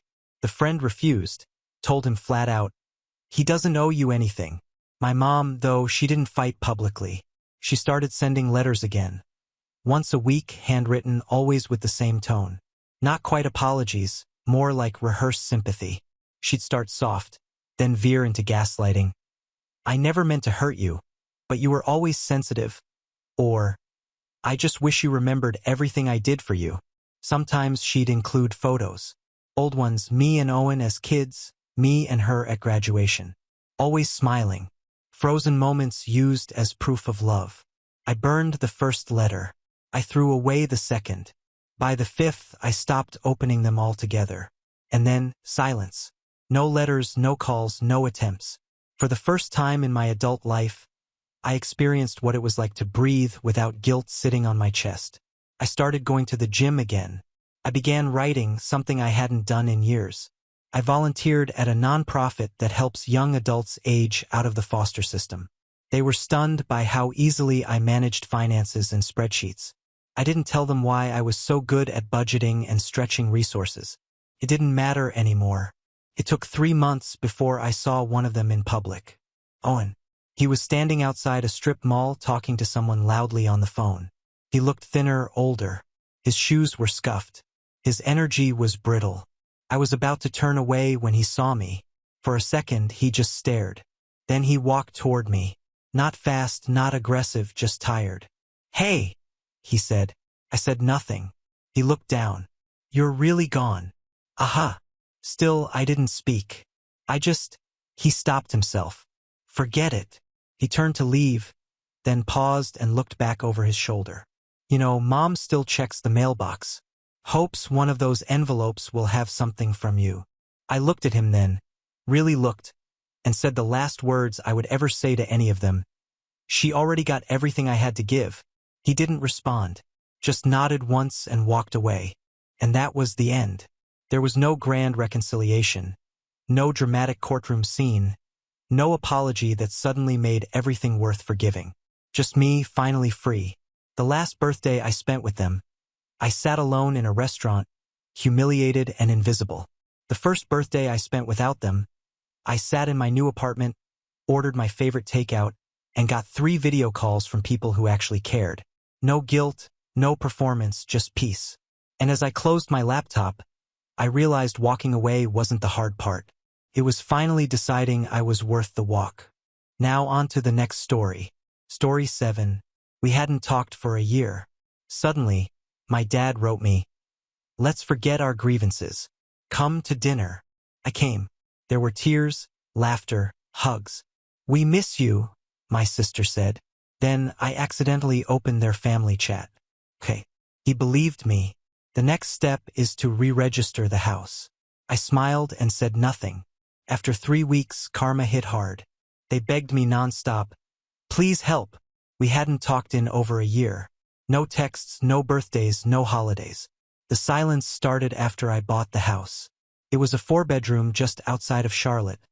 My first real home after years of grinding. I didn't ask anyone for help. I didn't even tell them at first. I'd been keeping my distance, especially from my mom. She could be intense, controlling, the kind of person who remembered everything she did for you and expected it all paid back with interest. The moment she found out about the house, she assumed it meant I was finally going to bring the family together again. She called it a blessing for everyone. I told her it was mine. I told her I needed it for myself. That didn't go over well. Things were said. She told me I was selfish.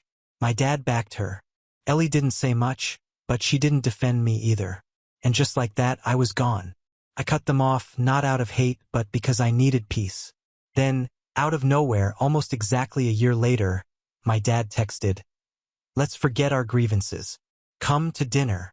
No emojis, no guilt trip, just that. I stared at it for a long time. I didn't trust it, but I showed up anyway. I don't even know why. Maybe part of me missed something, or maybe I just wanted to see what they really wanted. When I pulled up to the old house, nothing had changed. Same paint peeling off the porch. Same dead rose bush by the steps. But inside, it was like stepping into a memory. My dad hugged me right at the door. Ellie ran over and squeezed me like she hadn't seen me in 10 years. Even my mom, who once said I was turning my back on everything that mattered, smiled and kissed my cheek. Dinner was already on the table.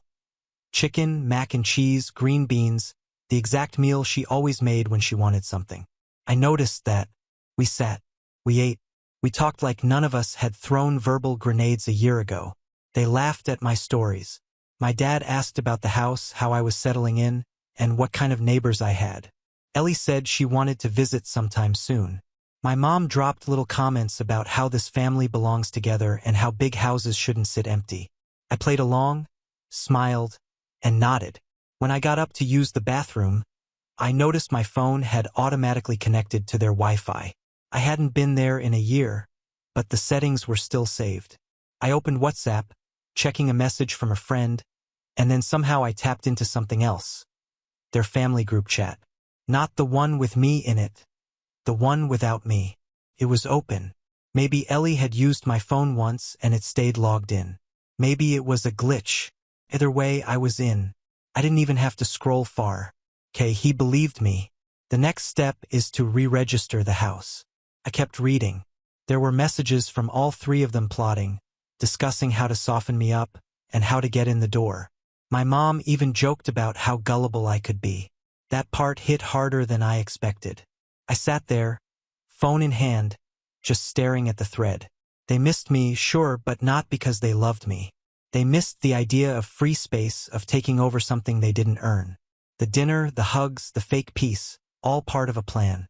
I put the phone down and walked back to the table, smiled, helped clear dishes, and hugged them one more time at the door. I didn't say a word about what I saw, but in my head, something had already clicked. If they wanted a game, I could play too, just not the one they thought. After I saw that message in their family chat, I didn't confront anyone. That would have been too easy for them. I figured if they were planning something this layered, they'd expect a reaction. They were probably even counting on it. A confrontation, a fallout, maybe even another blow-up that they could twist around and use against me later. So I gave them the opposite. I texted Ellie the next morning, told her dinner was great, and that I was glad we were reconnecting. She responded instantly, said she was just telling Mom how happy she was that I came. Then she asked if I'd be okay with coming by next weekend to help Dad move an old couch. I said, sure. Then I offered something else. I told her maybe next time they could come over to my place. I said I'd cook something nice. Her reply came so fast I wondered if she was waiting by the phone. OMG, yes. I miss your kitchen, lol. Mom said, your house looks amazing. That weekend I let them in. All three of them. My mom walked through the front door like she owned the place. Her eyes scanned every corner, every piece of furniture, every wall color. She didn't even try to be subtle. I caught her opening closets, checking cabinets, and even asking questions like, why did you buy this table?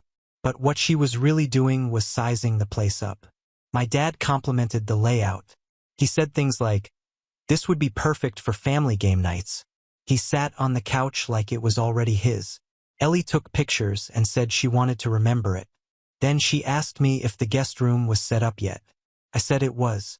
I even let her take a look. That's when the game really started. Over the next 3 weeks, they kept coming over. First just for lunch, then for dinner, then they started showing up with little things.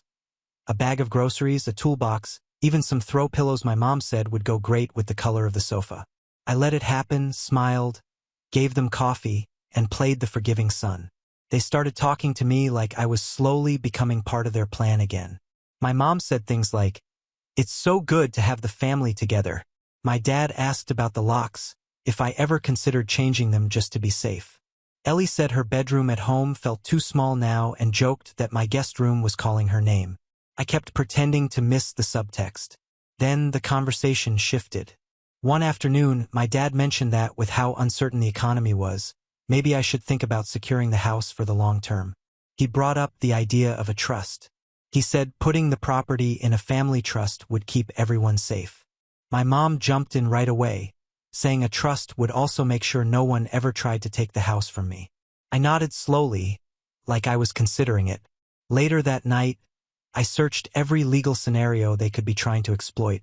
I already had a lawyer lined up, a friend of mine from college who owed me a favor. She explained exactly what they were probably going for. Step 1. Establish residency by receiving mail, leaving belongings, and making themselves visible in the neighborhood. Step 2. Suggest forming a family trust or having me sign over co-ownership under the guise of protecting the house. Step 3. Once inside the system, make legal moves, claims, or disputes. If it got messy enough, I'd either lose control of the house or get stuck in court for years. They'd studied this, but what they didn't know was I was studying them too. Every visit, every comment, every item they brought over, I logged it, took photos, and saved messages. I recorded their suggestions, their jokes about who'd take which room, even the moment my mom mentioned maybe transferring some of their mail to my address just until they got back on their feet. I agreed. I told her it made sense. I handed her a form I printed from a fake USPS change of address template I found online. I told her to fill it out and I'd mail it. She smiled and called me a good boy. She actually said that. I never mailed it. I kept that form in a file with everything else. By the 3rd week, they were almost living at my place. Not full-time, but enough. Ellie stayed over twice. My dad brought his old stereo system and set it up just for fun. My mom filled one of my cabinets with her vitamins and tea. I watched every move like a chessboard. Then, like I expected, came the final pitch. My dad sat me down with a serious tone. He said they'd been talking, that maybe the house needed to be under all of our names, just in case something happened. He said it like it was a favor to me. I acted surprised, then grateful. I told him I'd think about it, but I already knew what I was going to do. After that conversation, I told them I'd talk to someone about the paperwork. I gave them just enough hope to keep them leaning forward, thinking the hook was in. They didn't realize I'd been 2 steps ahead from the start.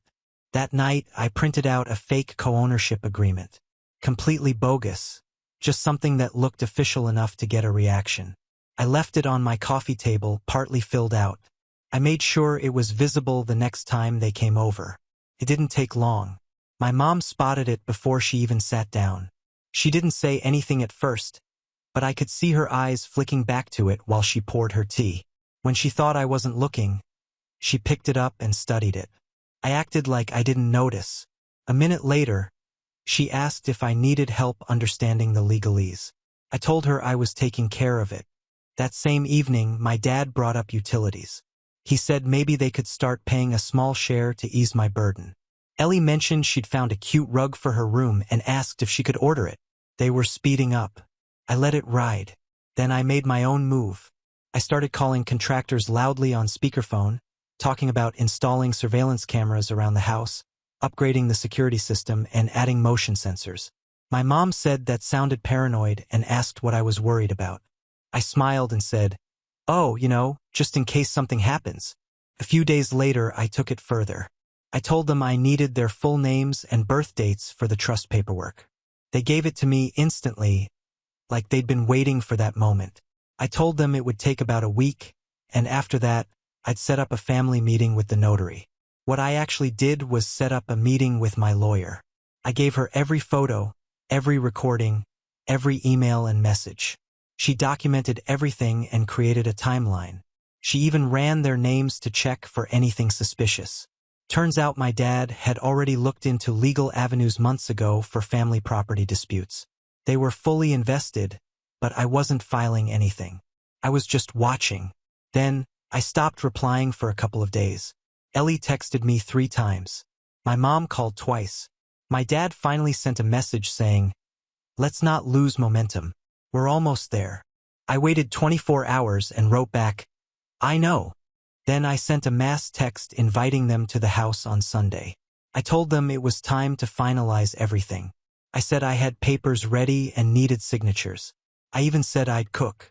They showed up exactly on time. My mom had a cake. Ellie brought her laptop.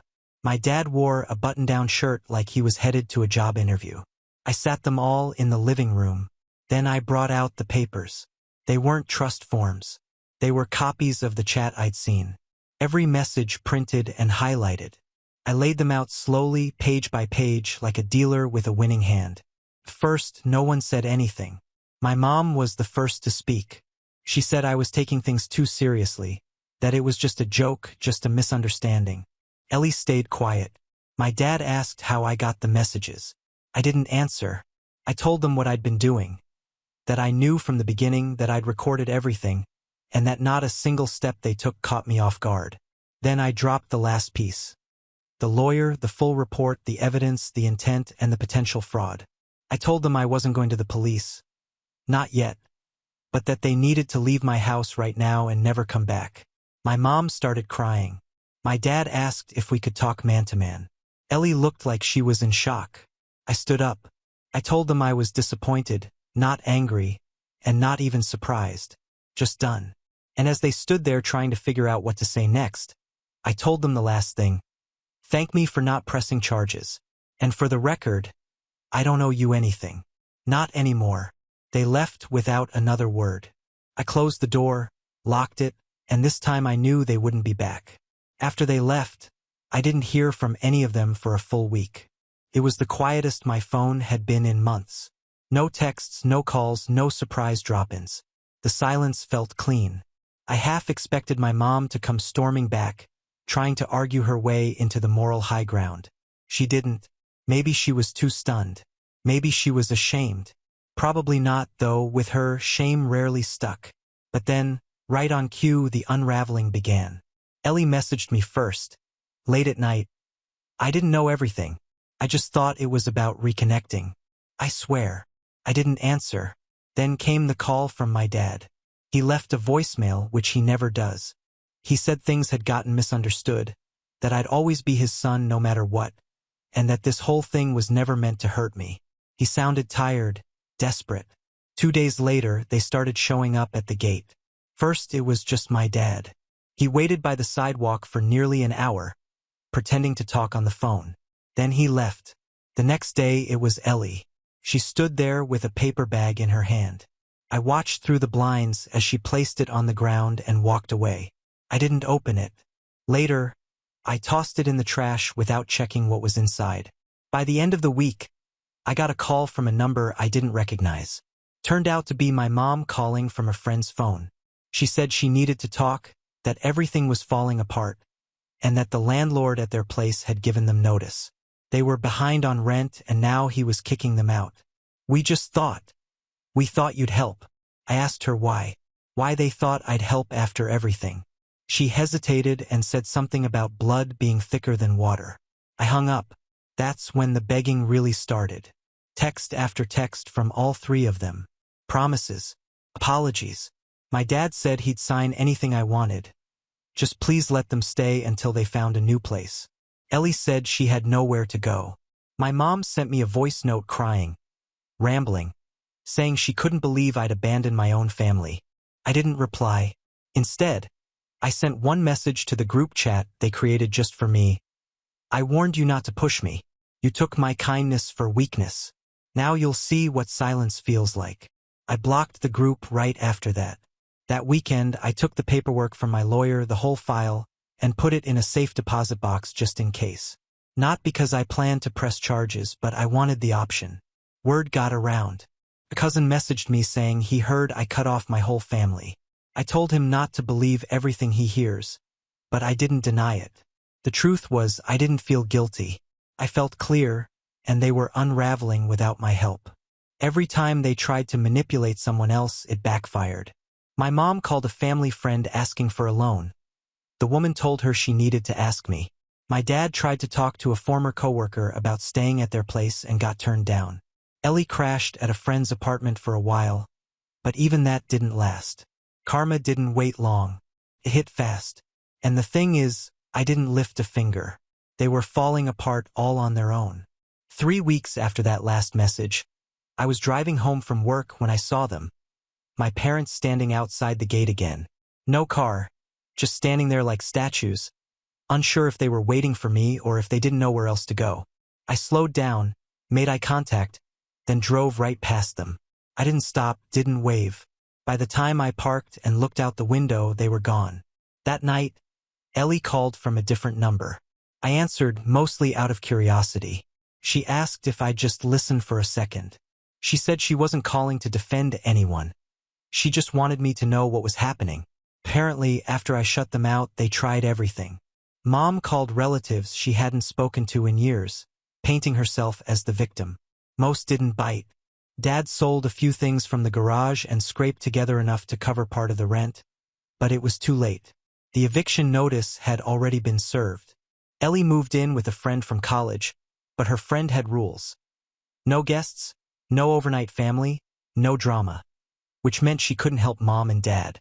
She didn't ask me for money. She asked me to just talk to Mom. I said I'd think about it. Then I hung up. I didn't think about it. What I did instead was drive to their old house the next morning just to see it. Empty. Trash bags piled by the curb. The windows bare. No curtains. No life. It was surreal. A year ago, I would have done anything to feel like we were a family again. A few weeks ago, I walked into that house and thought I had it.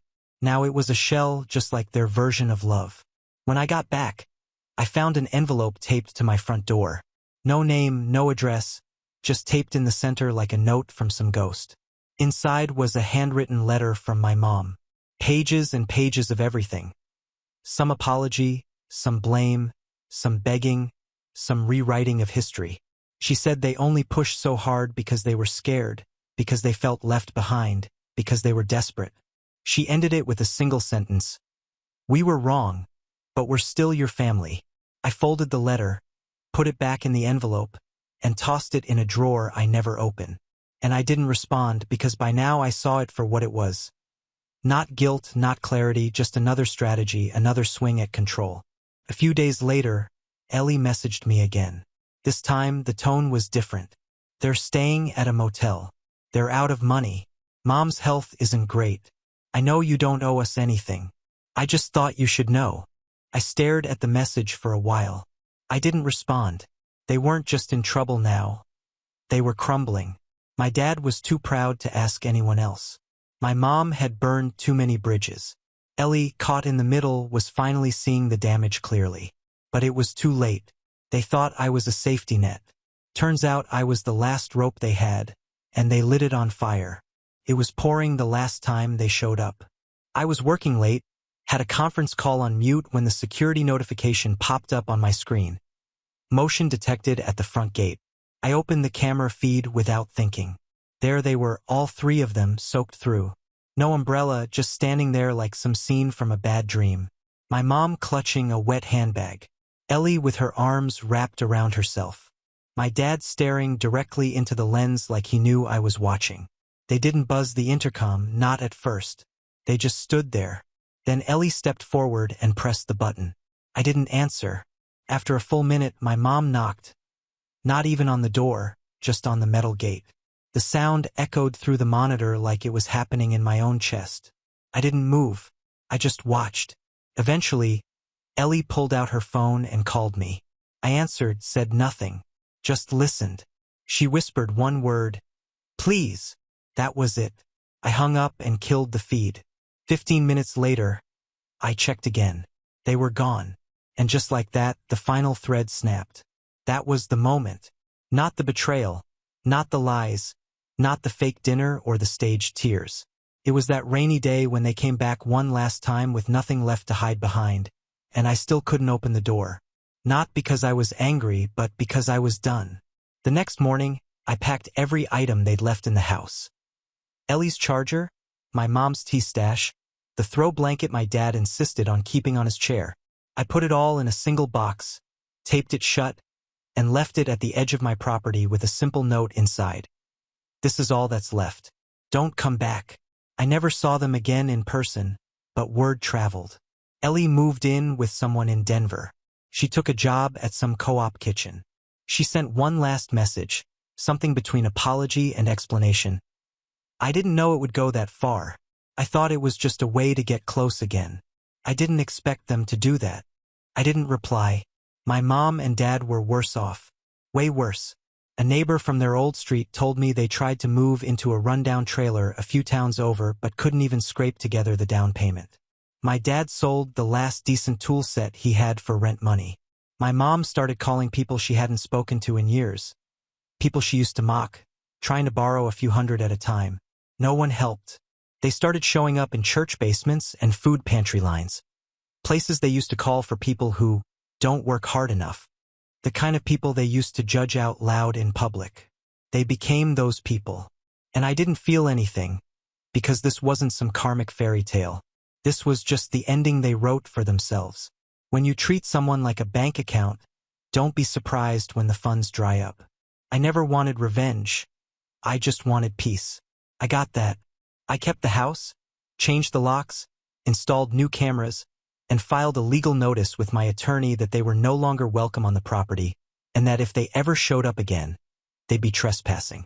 I even had a formal document drafted outlining the timeline of their actions, just in case I ever needed to hand it to a judge. Sometimes I get asked why I didn't just let it go. The truth? I did. But letting go doesn't mean forgetting. It means recognizing the moment you stop owing people your silence. I think they expected me to fold, to forgive, to play the dutiful son forever. They never imagined I'd walk away and not look back. But I did. And the last gift I gave them was silence. I think it hurt more than anything else I could have done. Now on to the next story. Story 8. My son said I was too old-fashioned to be a good grandparent, so I stopped trying. Now he's mad that I funded a startup for my other grandchildren. I was sitting on my porch last summer, enjoying a rare quiet afternoon, when my son Mark came over with his wife and kids. They visit every few weeks, which I always appreciate. Mark's twins, Jacob and Ellie, are 10 now and they're full of energy. They usually come barreling through the door begging for snacks or asking to play in the backyard. But on this day, they stayed in the driveway kicking a ball around while Mark came up to talk to me. We exchanged the usual small talk: weather, work, his mother's garden. I could tell that something was on his mind. Mark has this way of getting quiet just before he says something serious, and I wasn't wrong. He sat down, looked me straight in the eye and said, "Dad, we need to talk." Now, when your grown son starts a sentence like that, you brace yourself. I thought maybe he needed money or was having marital problems. What he said instead caught me off guard. "Ellie and Jacob love you, but they don't feel like they can relate to you. And frankly, I think you're too old-fashioned to be the kind of grandfather they need." I blinked at him. At first, I didn't even know what to say. Too old-fashioned? What did that even mean? I'm not some grumpy guy who yells at kids to get off my lawn. I've always tried to be there for my grandchildren, helping with school projects, taking them to the park, teaching them how to fish. But he didn't stop there. "You don't really understand them, Dad. You're set in your ways. You don't try to understand what they're into or the way kids think these days. The way kids think nowadays. I didn't know I was supposed to be a mind reader. I'm just a man trying to be a good grandfather the way I thought I was supposed to be." Still, I didn't argue with him. I just nodded and said I'd think about what he said. Inside, though, something was shifting. It wasn't that I didn't want to try harder. It was that his words touched something deeper in me. They made me wonder if all my efforts had been in vain. Maybe I wasn't what they needed. Maybe he was right. So, I decided I wouldn't try any harder. If Mark and his family didn't think I was doing it right, maybe it would be better for all of us if I stepped back. Little did I know that decision would set off a chain of events that none of us could have predicted. After Mark's comment, I began to withdraw from their lives. I didn't stop seeing them, but I stopped trying so hard. No more fishing trips, no more long afternoons at the park, and no more extra effort to find cool birthday gifts. Instead, I just kept things polite and simple. I figured if I wasn't what they wanted, I wasn't going to force it. Around the same time, I started spending more time with my daughter Sarah and her children. Sarah's 2 boys, Lucas and Nate, are now in their 20s and just starting to figure out their lives. They don't come to me for backyard games or birthday presents. They come to me for advice. And frankly, I enjoy this stage of life. I like hearing their ideas, their plans, and helping them think through what they want to do. One day, Lucas told me he wanted to start a landscaping business. He'd been working part-time mowing lawns while going to community college, and he had a vision for something bigger. He showed me a business plan he'd drawn up, complete with estimated costs for equipment and marketing. I could see the spark in his eyes, the same spark I had when I was young and building my career. It got me thinking. I've always believed in putting your money where your values are. If I wanted to help someone succeed, why not give Lucas the boost he needed? So I asked him, "How much do you think it would take to get started?" He hesitated, probably wondering if I was serious. "About $20,000, maybe $25,000. "All right," I said. "You get everything in order. Licenses, equipment lists, whatever you need, and I'll cover it." The look on his face was worth every penny. A mixture of shock, gratitude, and excitement. He hugged me, something he hadn't done since he was a kid, and said, "Grandpa, you're the best." Felt good, really good. For the first time in a long time, I felt like I was making a difference. A few weeks later, Nate came to me with an idea of his own, a custom sneaker business. He showed me his designs and told me about his vision for an online store. It was creative, ambitious, and risky, but I liked it. So, I gave him $25,000. I didn't tell Mark about any of this. It didn't seem like something he needed to know. But secrets like that don't stay hidden for long. And when he found out, the fallout was worse than I'd expected. It didn't take long for word to get back to Mark. I should have known. Sarah must have mentioned it in passing, not realizing it would cause a stir. One afternoon, Mark stormed into my house unannounced. No small talk this time. He walked right up to me, jaw clenched, and said, "Dad, what's this I hear about you giving Sarah's kids thousands of dollars?" I leaned back in my chair, not in the mood to argue. I helped them with their businesses, I said. They had good ideas. I wanted to support them. Mark stared at me as if I'd slapped him. You've never done anything like this for my kids, he snapped. What's so special about Lucas and Nate? They're adults, Mark. They're at the stage where they're trying to start something on their own. Your kids are 10. They don't need 25 grand. They need their parents to teach them about life. Mark wasn't having it. That's not the point, he shot back. You're playing favorites. You're showing Sarah's kids that they're more important than mine. That hit a nerve. No, I said firmly. What I'm showing them is that hard work and initiative matter. They came to me with plans, Mark. Solid plans that they put time into. They have earned my support. If you think I'm just handing out money for the sake of it, you don't understand. But he wasn't listening. You are their grandfather. You're supposed to help all your grandchildren equally. I sighed. Mark, I love Ellie and Jacob, but you made it clear that I'm not the kind of grandfather they need. Do you remember? You said I was too old-fashioned.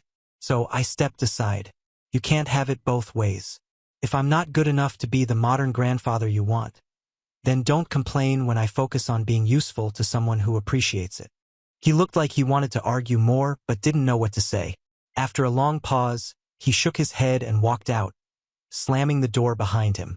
I thought that would be the end of it, just another disagreement we'd sweep under the rug like so many others.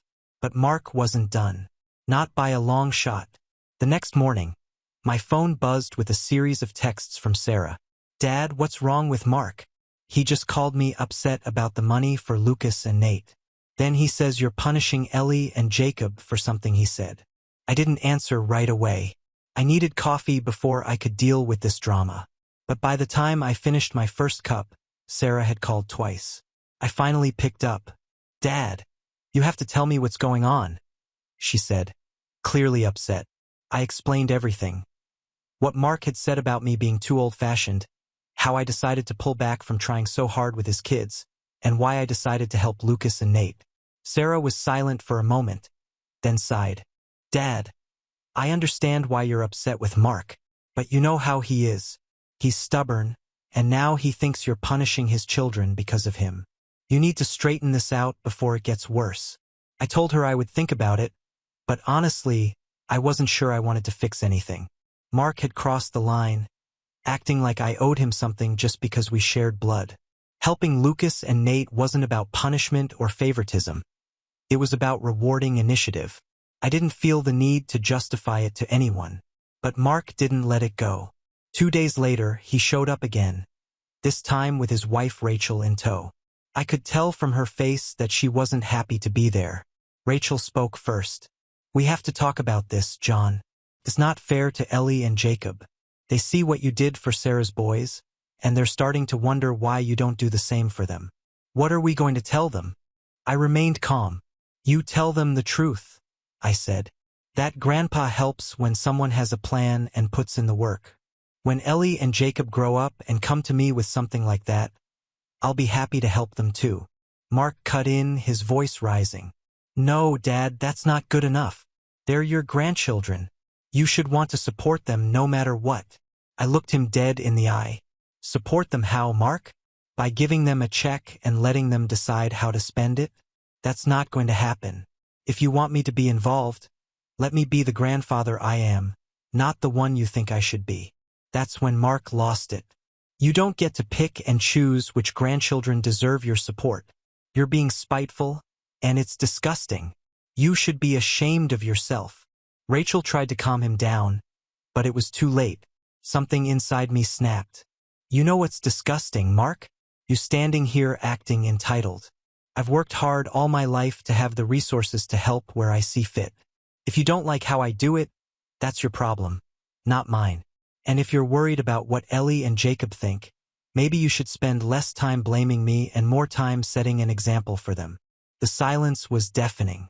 Mark's face turned red, and Rachel looked like she wanted to crawl under a rock. They left without another word. I thought that was the end of it, but Mark wasn't done making a mess. A few days later, I got another call from Sarah, but this time she sounded more upset than usual. Dad, "You're not going to like this," she began.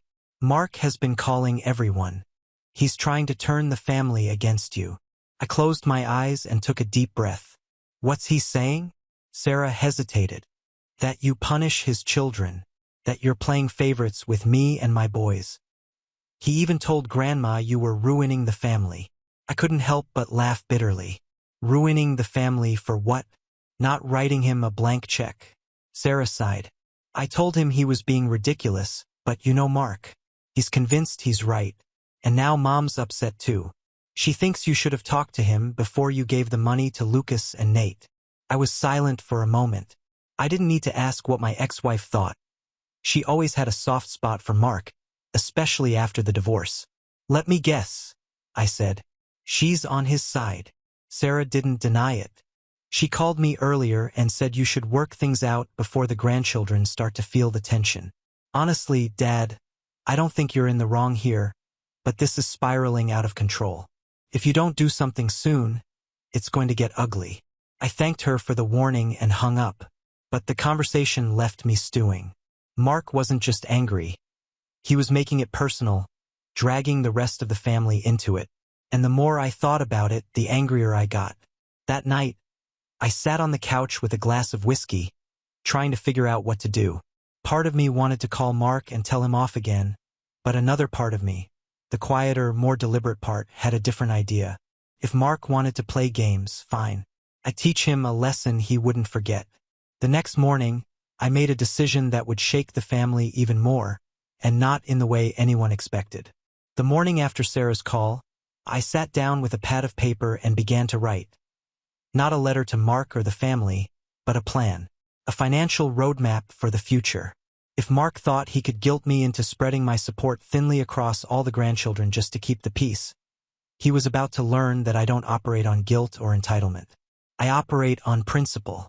I decided that instead of waiting for Lucas and Nate's success to prove my point, I would redouble my support for them and make it public. That afternoon, I called Sarah and asked her to bring Lucas and Nate to a family meeting. I didn't tell her what it was about, just that it was important. At 5 p.m., they were sitting in my living room, both looking nervous but intrigued. I began by addressing Lucas and Nate directly. "You two are the future of this family's legacy," I said. "I have watched you both work hard, take risks, and show the kind of initiative that deserves to be rewarded.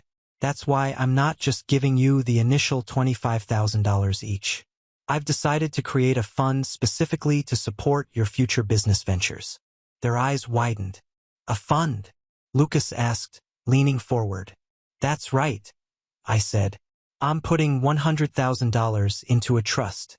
You can access it as you need, but only for your deals. I'll oversee it, of course, to make sure it's used wisely."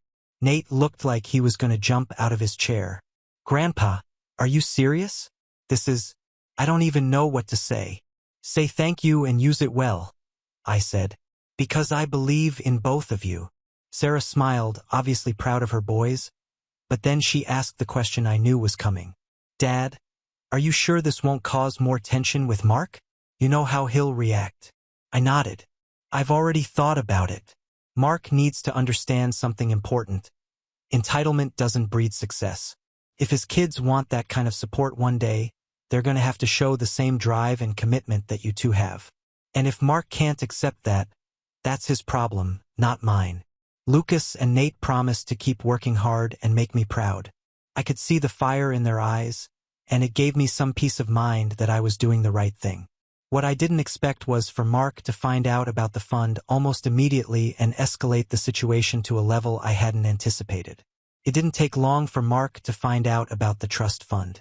Sarah swore she hadn't said anything, so I can only assume one of her boys let it slip in their excitement. Either way, the fallout hit like a thunderstorm. Mark showed up at my house again, angrier than I'd ever seen him. This time, he didn't knock. He just walked in, his face flushed and his voice already raised. "A trust fund? Seriously, Dad? 100 grand for Lucas and Nate? What the hell is wrong with you?" I remained seated, as calm as I could. "Mark, I'm not going to argue with you about this again. I'm investing in their future because they deserve it. End of story. Earned it? he spat, pacing the room. They haven't done anything my kids can't do when they're older. But you've already decided they're the golden grandchildren, haven't you? They stepped up, Mark, I said. They took the initiative. If Ellie and Jacob do the same when they're grown up, I'll be just as supportive. But that's years away. Why are you so angry? He stopped pacing and turned to me, his fists clenched. I'm angry because you're sending a message to my children that they don't matter, that you care more about Sarah's family than mine. I stood up, tired of his accusations. No, Mark, I'm sending you a message. You've been acting like I owe you something just because you're my son. But respect and support don't come out of obligation. They're earned. And if you continue to teach Ellie and Jacob to expect things without effort, you're doing them a disservice. This isn't about them. It's about you. His face twisted in frustration. You can justify it all you want, but this will tear the family apart. You're putting Sarah and her boys on a pedestal and leaving the rest of us behind. I shook my head. The only one tearing this family apart is you, Mark. You're so focused on what you're not getting that you can't see the bigger picture. If you put half as much energy into being a role model for your kids as you do into being angry at me, they wouldn't have to worry. He stared at me for a long moment, then scoffed. You're unbelievable, he said, turning toward the door. If that's the way you want it, fine. But don't expect me to come running back when you realize you've pushed your own family away. The door slammed behind him, and for the first time in years, I felt a pang of real sadness. Not because of what he'd said, but because I realized how far apart we'd grown.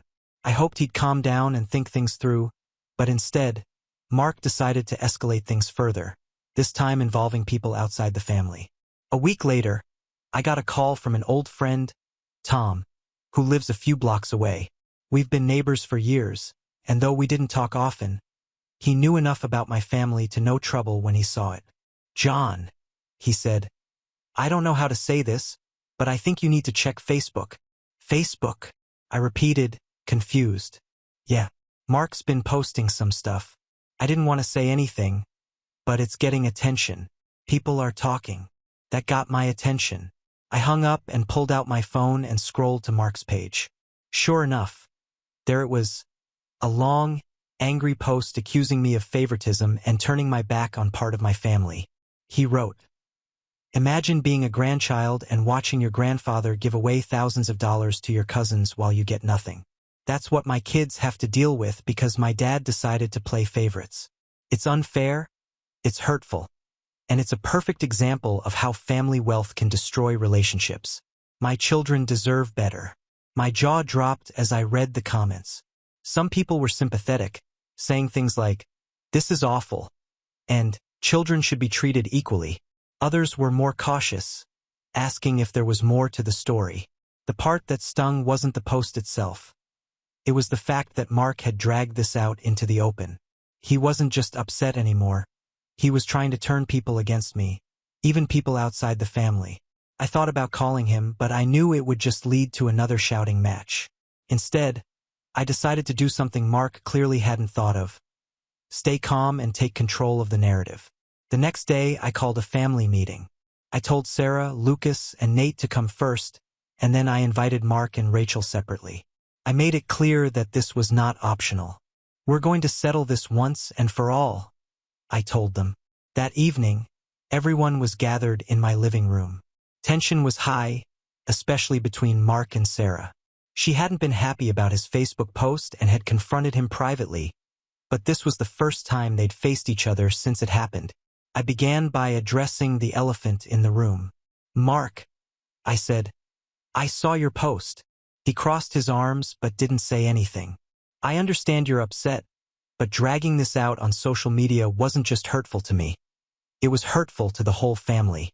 That's not how we solve problems. Mark scoffed. Oh, so now I'm the bad guy for telling the truth? No, I said evenly. You're the bad guy for twisting the truth to make yourself look like a victim. You didn't mention that Lucas and Nate came to me with well-thought-out plans for their future. You didn't mention that I've always been there for Ellie and Jacob in other ways. You only told the part of the story that made me look like the bad guy. That's not honesty. It's manipulation. Sarah jumped in. Mark, you're making it worse for everyone. Dad didn't owe Lucas and Nate that money. He chose to support them because they worked for it. You need to stop making this about you and think about the bigger picture. Mark glared at her. Easy for you to say when your kids are the ones getting everything.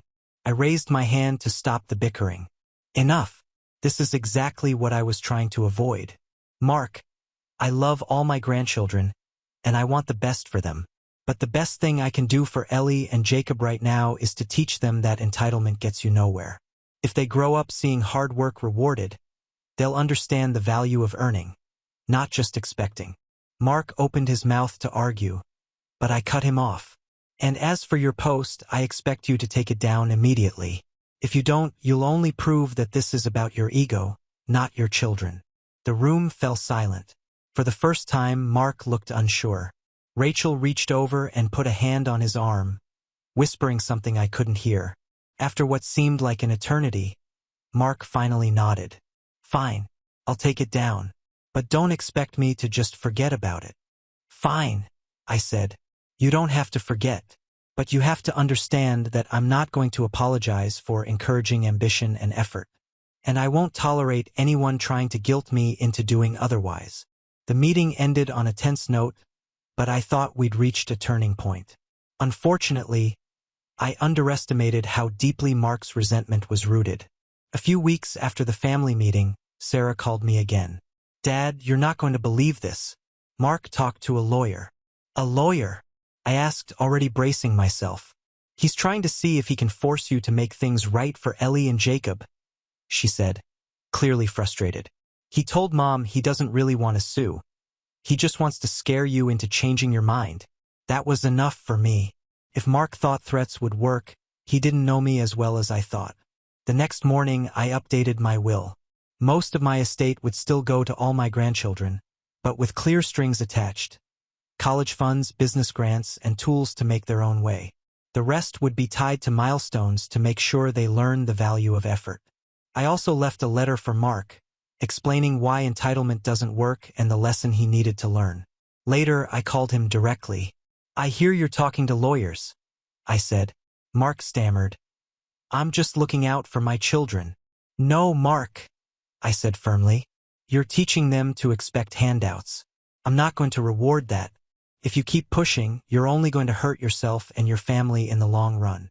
He hung up without another word, but I knew I had made my point. We have reached the end. If you enjoyed this video, please be sure to like and subscribe to the channel for more videos like this, and give us your thoughts about the stories in the comments section. Thank you and see you in the next video.